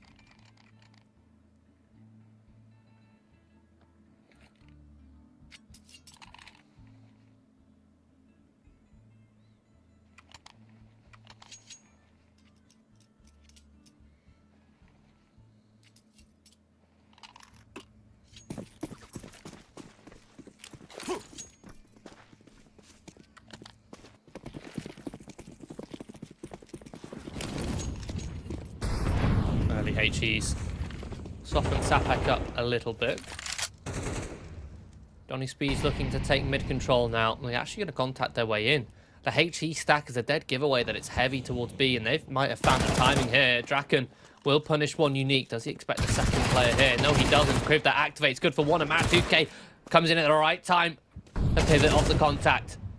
But Shine, ready and waiting, coming up short, will find two headshots at the A site now in the hands of Johnny Speeds. Their first gun round, and they've read the rotations to perfection. Aggressive, contacting all the way up towards A without hesitation. And advantage as the bomb is planted. Cleo trying to make some noise up on towards long. Now Johnny Speeds have information as to the location of both players. Molly deployed towards pick. Flushes Rolf out of position, and Krivda can isolate him. Now these last two players come towards the side. There's a hit in play on both of them. Lovely headshot from Cleo. Sapek reveals his location, and the 1 versus 2 clutch is his. Swinging into Cleo there. Johnny Speed's going to get their second round on the board, but I mean, look at the cash. Leo have farmed the last 3 rounds. With SMGs primarily, that's a lot of kill reward going into their bank. Whereas Johnny Speeds, they survived that round with only 1 player. They're going to be the ones on more compromises here. Will be Galil's coming out, and even then they'll be lacking utility.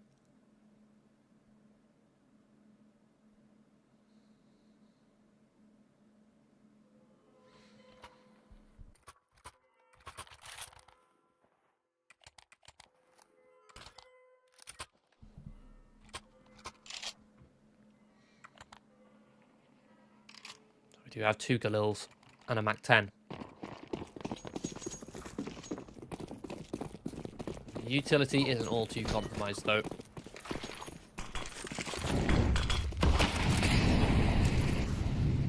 Nice deep Molotov towards the top of Banana.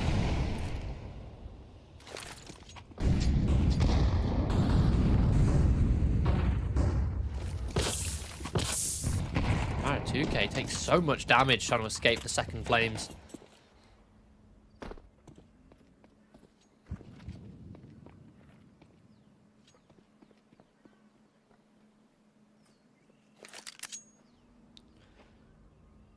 Marcus actually falling back here off the top of Banana. Could have found himself an early pick. Johnny Speed's using as little utility as possible to try and take Banana. Doing so as quietly as possible.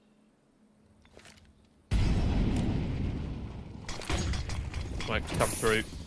Johnny Speed's accelerate. Again, they've read this so well. A smoke will now keep Malchus at bay. Johnny Speeds have a free bomb site.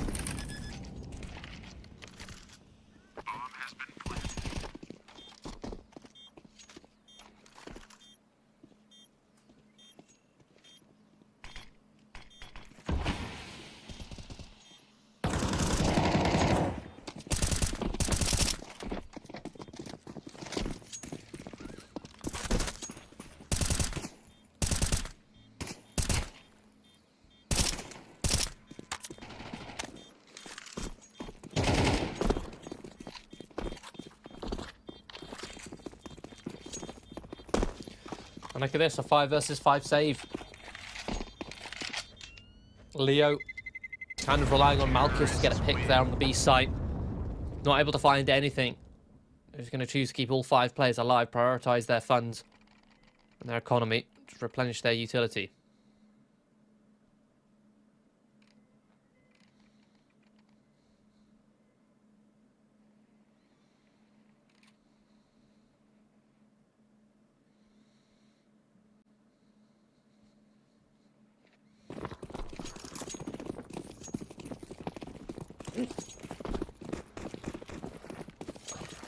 Smoking towards the top and middle. Try and blind. Leo team. Prevent one unique going for an early peek.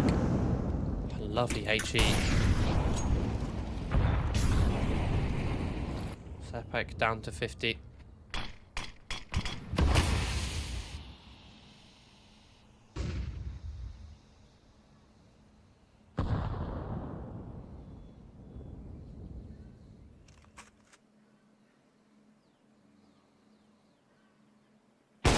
Booth comes up, Malchus tries to flick.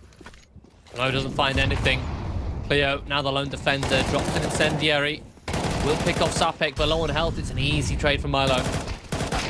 No CT smoke on the cross. So one unique can equalize.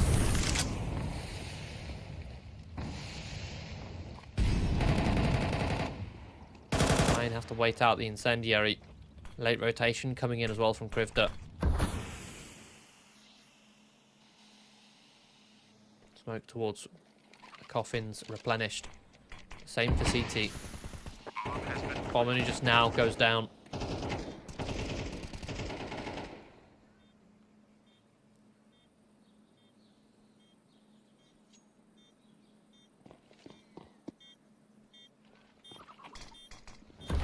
Smoke on towards the top of Banana. Leo, this 3 versus 3 may attempt this retake. The flash slows them down.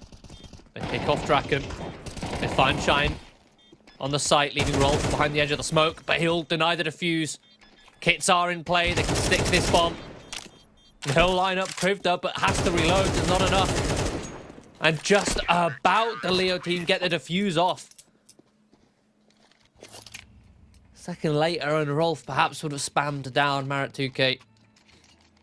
So successful retake on the site there, but costly on both sides.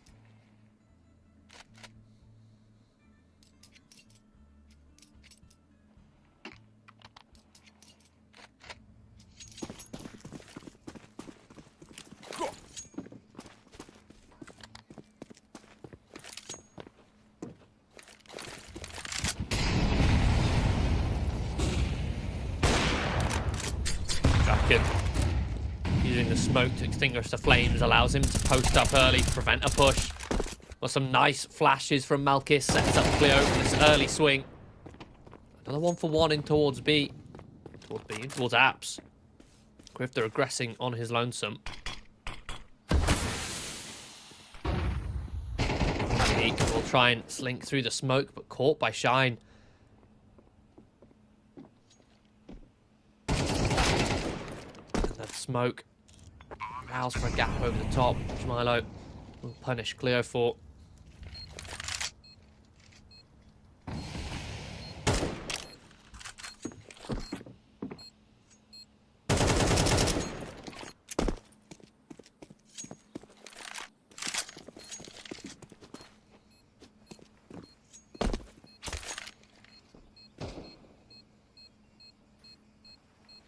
I've only just pieced together exactly what Male 09's name is. His first name's Liam. He was born in 2009. I figured the 09 was 2009, but it took me that long to realise that Male was just Liam backwards.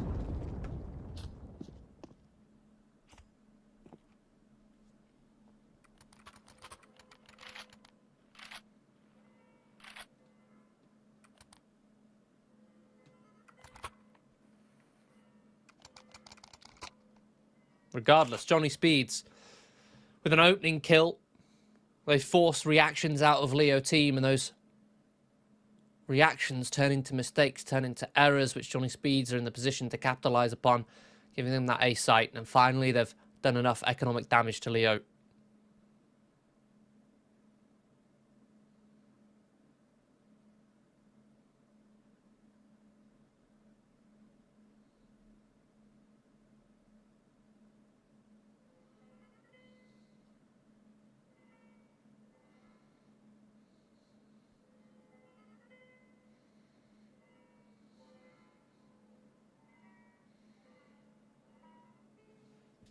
Still be able to afford a force bite.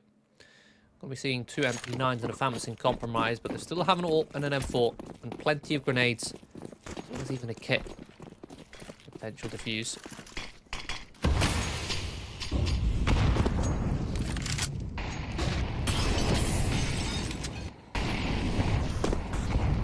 Oh, lovely little jump spot there from One Unique to get some information. Toward middle.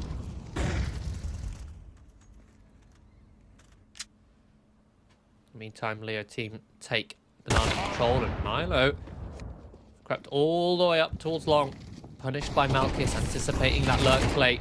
Johnny Speed start to pick up the pace here towards short, but there's 3 players in position to defend. A very quick rotation from Malkis. Shut down by Rolf, but the crossfire still unbroken. High-risk maneuver from One Unique, goes for the wide swing. They break open the crossfire, but in doing so, they catch the Johnny Speeds players off guard. They do survive with 3 players. Leo collect a 5th.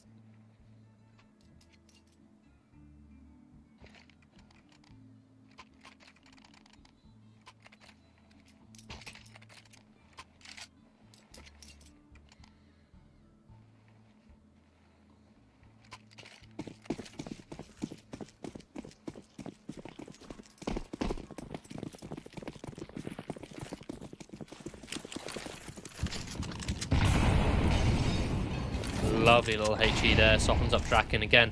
Attempting an opening pick, posted up this time in front of the logs. And will find Cleo. Oh, the flashes, blinding both players. It's Sapek with the SMG. Does shut it down. Malkis eventually finds a trade. Krivter on the flank. At the push, catches out Male.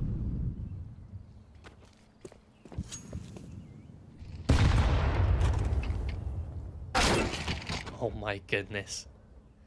Malkis creeping under the crosshair of Shine, pops his head up to find the kill.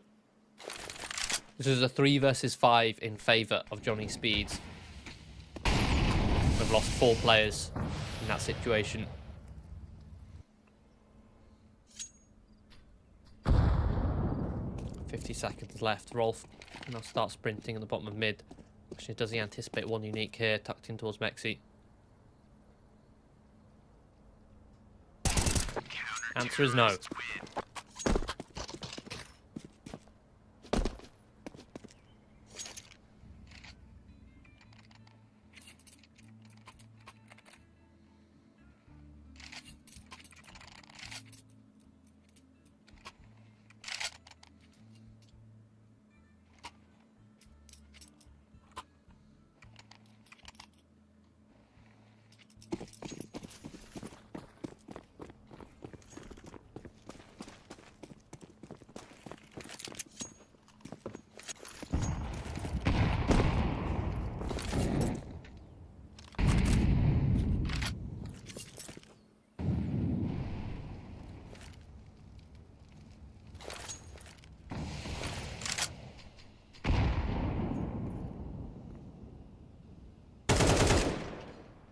Again, been caught pushing through a smoke. Trying to see if you can find the timing. Kind of plays get punished.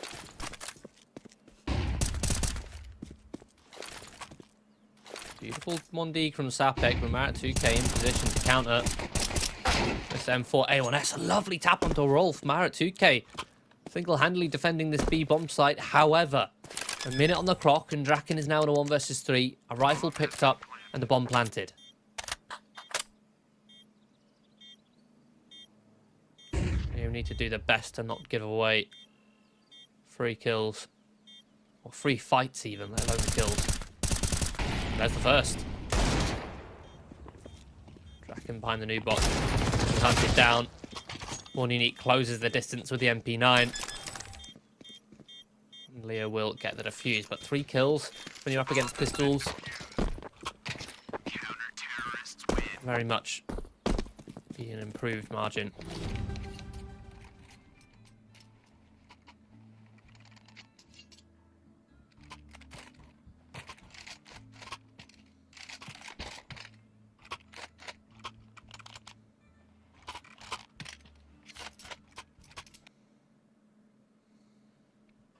We do have a tactical pause now for Johnny Speeds.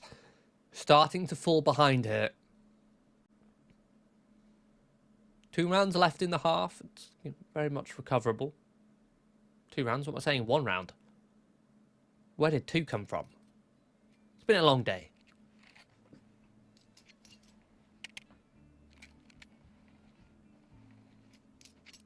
An 8-4 half would be excellent for Leo.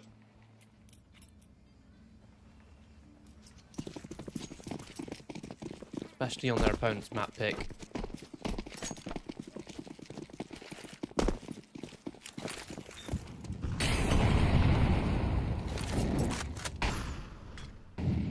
Especially in a map which actually leans T-sided.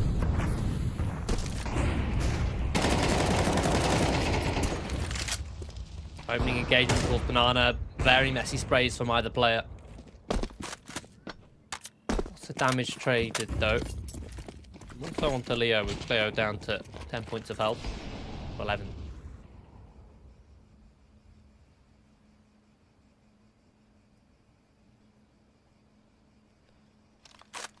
Johnny Speeds have managed to push back Leo to a very passive hold across the map, playing back lines of the A site.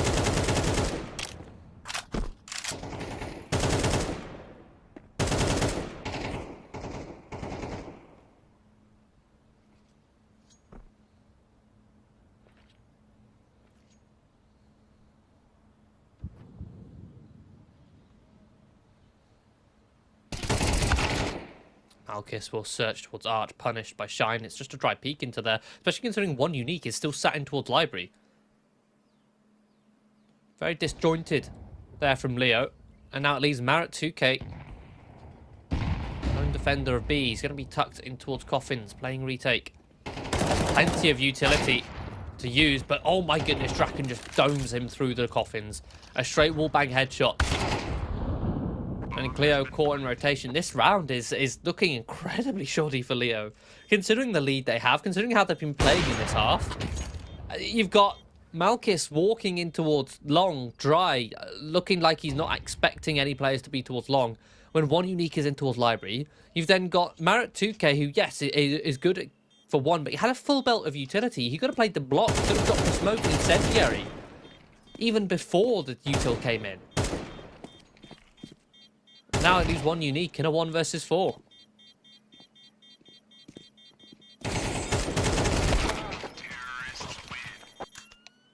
So Johnny Speeds get a respectable 5. Again, that being said, it is slightly more of a T-sided map, so Leo should realistically be comfortable with 7, but the fashion that the last round went didn't look comfortable whatsoever.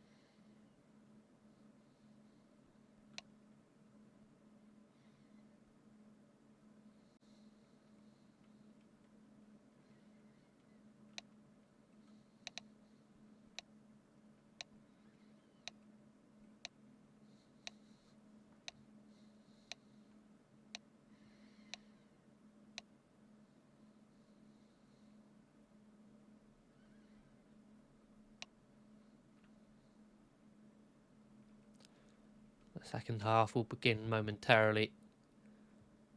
Johnny Speed's now on the defensive side. Leo with a 2-round buffer. Again, in CS2 right now, with the way the economy works, the pistols are so impactful. They're worth 3 or 4 rounds in total.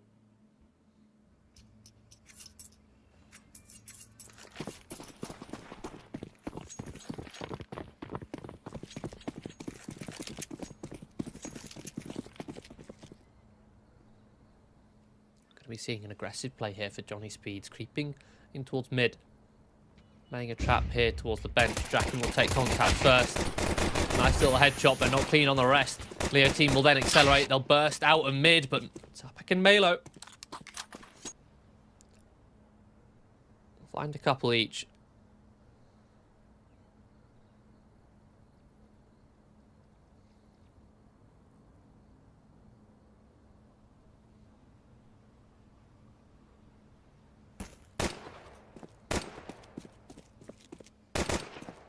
Crifter, beautiful headshot. Now knows where Malo is. Oh my goodness, Malo's crept in towards mini pit. Fortunately, the double swing comes out. Malo can't capitalize, leaving Shine in a 1 versus 2, 5 points of health. Being dinked down earlier on. Bomb will be planted for short. Shine will see the bomb's location, knows that there's a player still tucked on towards the site. Perhaps heard. Crossfire held. And a swing comes all the way through. Leo collect the pistol round after a bit of a 2v3 there. Johnny Speed instigating the aggression in middle. And almost coming out on top.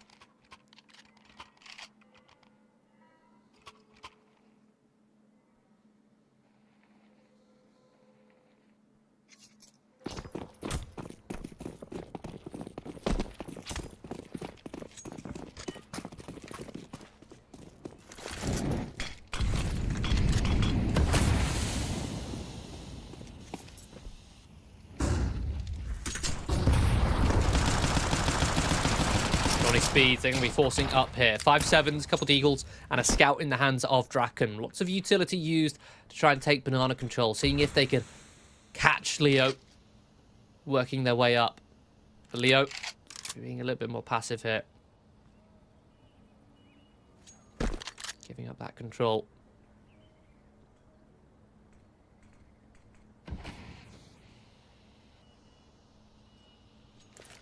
Deployed towards long. They'll set their sights towards short. They'll allow Krivda to search with this Mac 10, but tagged down by the scout. It's a lot of information there for Leo. They'll now shift over towards B. Johnny Speed's going to gamble stack here towards A. You have the smokes, they have the flashes to take this site.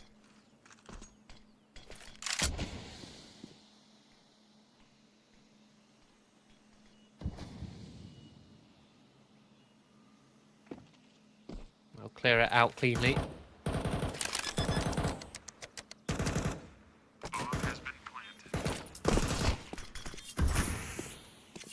I mean, the health on these Leo players is incredibly low, but Johnny P's aren't to know. Just gamble stack, they are just going to save the pistols and Kevlar.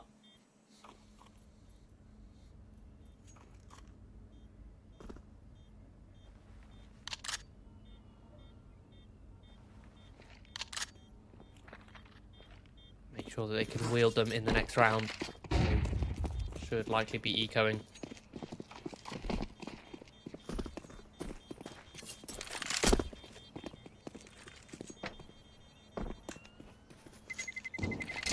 Terrorists win.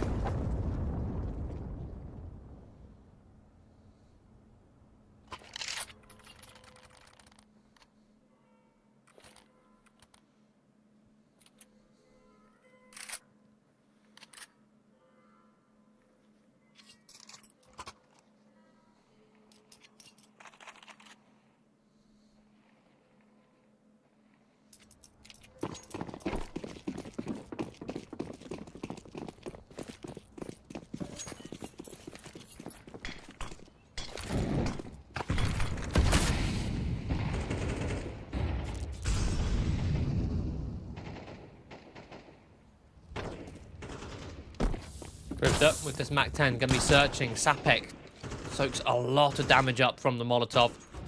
In towards Apps, searching for that kill. Lovely little 1D there towards Malchus. Given the freedom to take that fight. Even on the second shot.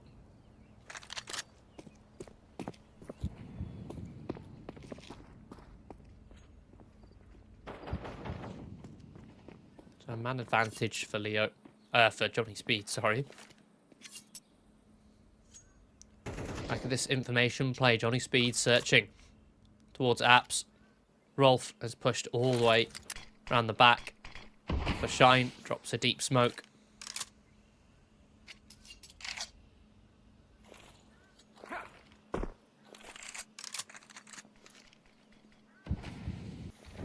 Johnny Speed rotate their players over. They do have a stack in play. Leo has got to rely on some good utility here to hold down this site. Crypto will find one. The trade's coming through into the 2-on-2. Draken's still alive and kicking on the backside, but he falls. All 4 players, in fact, for Johnny Speed's fall before Rolf can even get activated on this flank. A bit of a sketchy smoke there. Dropped in towards the front of site. See over the top of this. I'm not sure what the intention of that smoke was. Was that meant to go towards CT? Was it meant to land where it has? Because it's given Rolf so much to work with, to play with. And, oh my goodness. Tries to spam the smoke exactly when Clifter peaks. So Leo will get themselves into double digits. They'll take 10.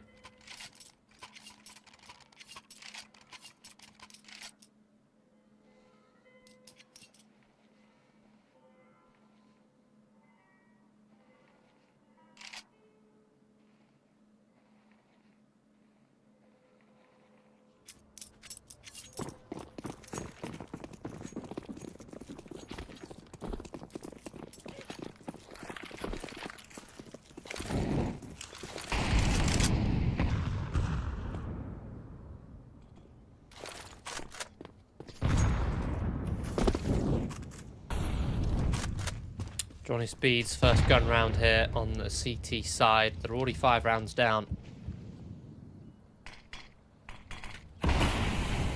Now look to take banana control. As they do so, Leo creeps their way in towards mid.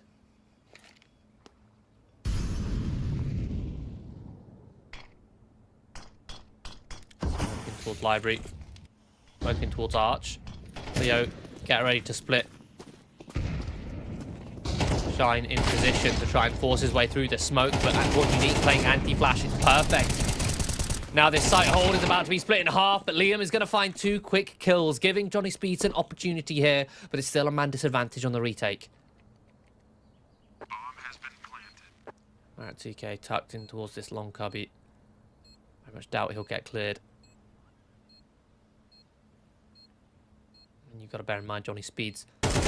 Leo took long control. That's how they attacked the A side. So likely that a player stood here. And Marrett does reveal his location. And Johnny Speeds give it up. Not enough time on the clock. No kit in play. Want to prioritise keeping this AWP, this M4, so they can use them next round. They are going to have to allow Leo to get to 11 in doing so.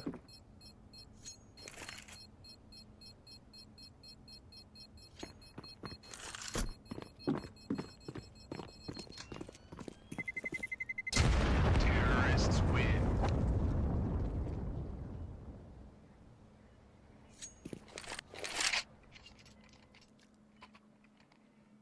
Leo keep their players alive so they can build up, bank, not have to make as many reinvestments.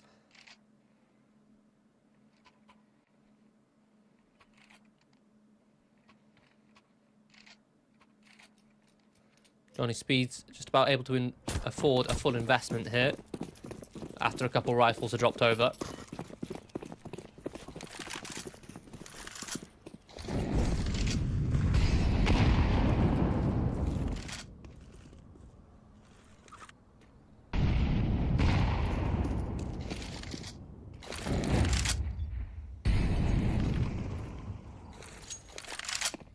Very passive hold from Johnny Speed, especially over towards B. They're relying on this stack towards short to be their win condition. With Draken posted up here on B to be their ace in the hole on the side of the map. Smokes will come through. Playing around the edge, fully blinded. Just about able to escape. Cleo calls the cancel after spotting Shine. Doesn't want to force his way through towards the site. They have burnt a lot of utility there. Trying to hit that site. They're going to disengage. Again, Johnny Speeds have not wavered. They haven't budged from their setup whatsoever. We're hoping that that presence towards B has been enough to force them off of mid, so they might go for a bit of a contact on towards mid. Way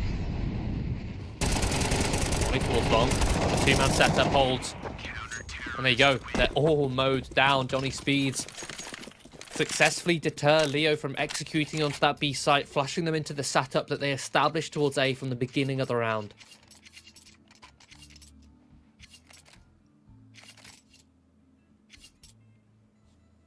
And now Leo team are the ones in trouble. They're going to have to take a tactical pause, discussing how they want to purchase on this round. One unique has already bought down AK Kevlar.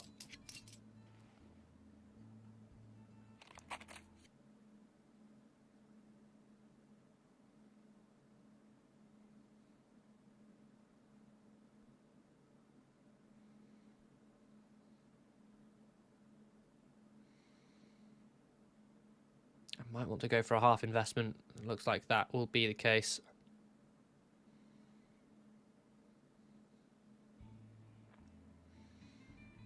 One unique even selling his AK, going for the Deagle instead. It's a whirlwind of utility. See what they can do with these Tech 9s. We've seen them have success on these kind of buys before. Up against Johnny Speeds. Going to be sending 4 players fast up towards second mid. Lurk smoke towards the top of mid. Draken tries to deploy a molly. These players get out in front. Rolf plays anti-flash, but they're not coming towards short. They're fighting towards long, and they've already made their way through. Molly towards short will flush them out. Draken missed shot. That's going to allow them to close the distance unless Rolf can try and save them.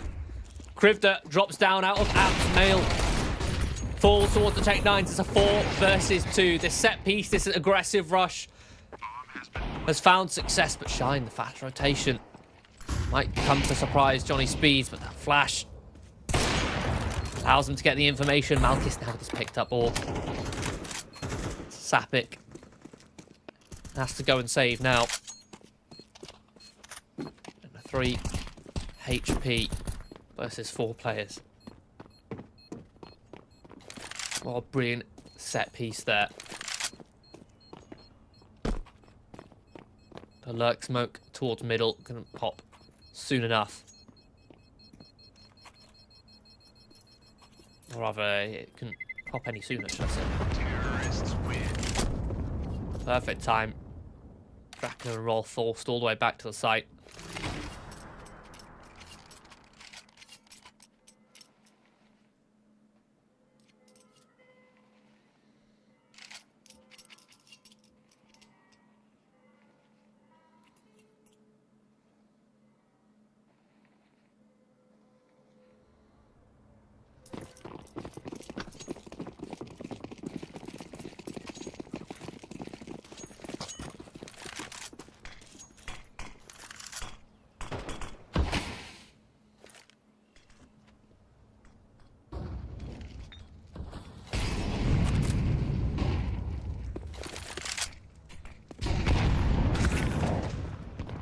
Aggressive play from Johnny Speeds now set up in towards Apps.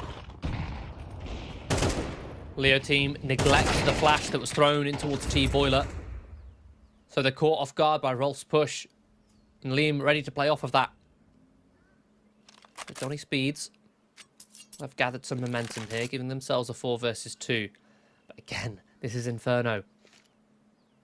The CTs have to split 2-2, so essentially Leo have a 2 versus 2 wherever they go. Make it 2 versus 1. Draken picks off Marat 2K. It leaves Cleo. Incendiary comes through. Shine swings late. Does allow Draken to die, but secures the round.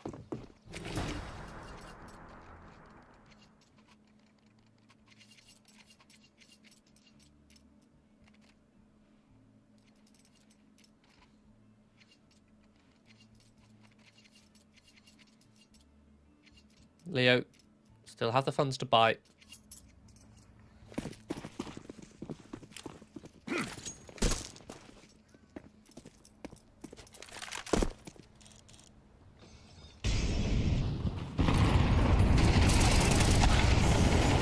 get aggressive here on towards Banana are both teams. But Johnny Speed's the ones who come out on top as Cleo falls to the utility. Putting it into a 4 versus 3.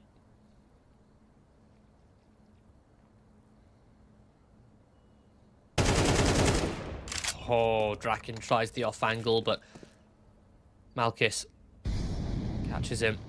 One Unique now just going to sit towards the logs and will punish this push. Catching Liam. Does he expect Sapek? No, he doesn't. 2 versus 2. One Unique, bit over eager finding that pick.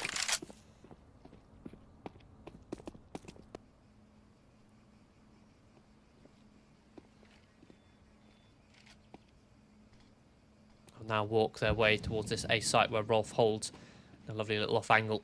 Question is he cleared or not? He will be. Not before he takes down Malchus. To the 1 versus 1. After 35 seconds left. Sapek knows that he has to plant, so he'll just sit and wait for that plant to come through.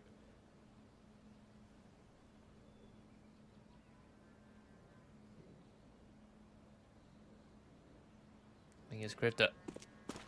Takes the time to clear long control. Can plant safely, but it started to make steps, and Sapek will then use that as a signal to close this distance. And he's found the timing to creep past him. Oh no, not like that. The shoulder spotted as he's crouching out. The shift speed faster than the crouch speed. Leo will knock out Johnny Speeds with a 2-0 there. A really close affair on map 1 of Anubis, but Inferno, despite that being Johnny Speeds' map pick, Leo definitely looked like the better team. Draken not showing up in the same form as he did yesterday. And the thing is, yesterday he didn't have his full roster that you'd expect. He didn't have Liam coming in to help him out with that firepower, but this time he did, but it still wasn't enough. That does mean that we're going to be saying goodbye to Johnny Speeds as Leo move on in the lower bracket. That's us done for today. Thank you all for watching. We've got a couple more games coming your way tomorrow in the playoffs. I believe it's the upper final as well as the lower final, I believe. So make sure to tune in for those ones. That's all for now. Thank you for watching. Goodbye.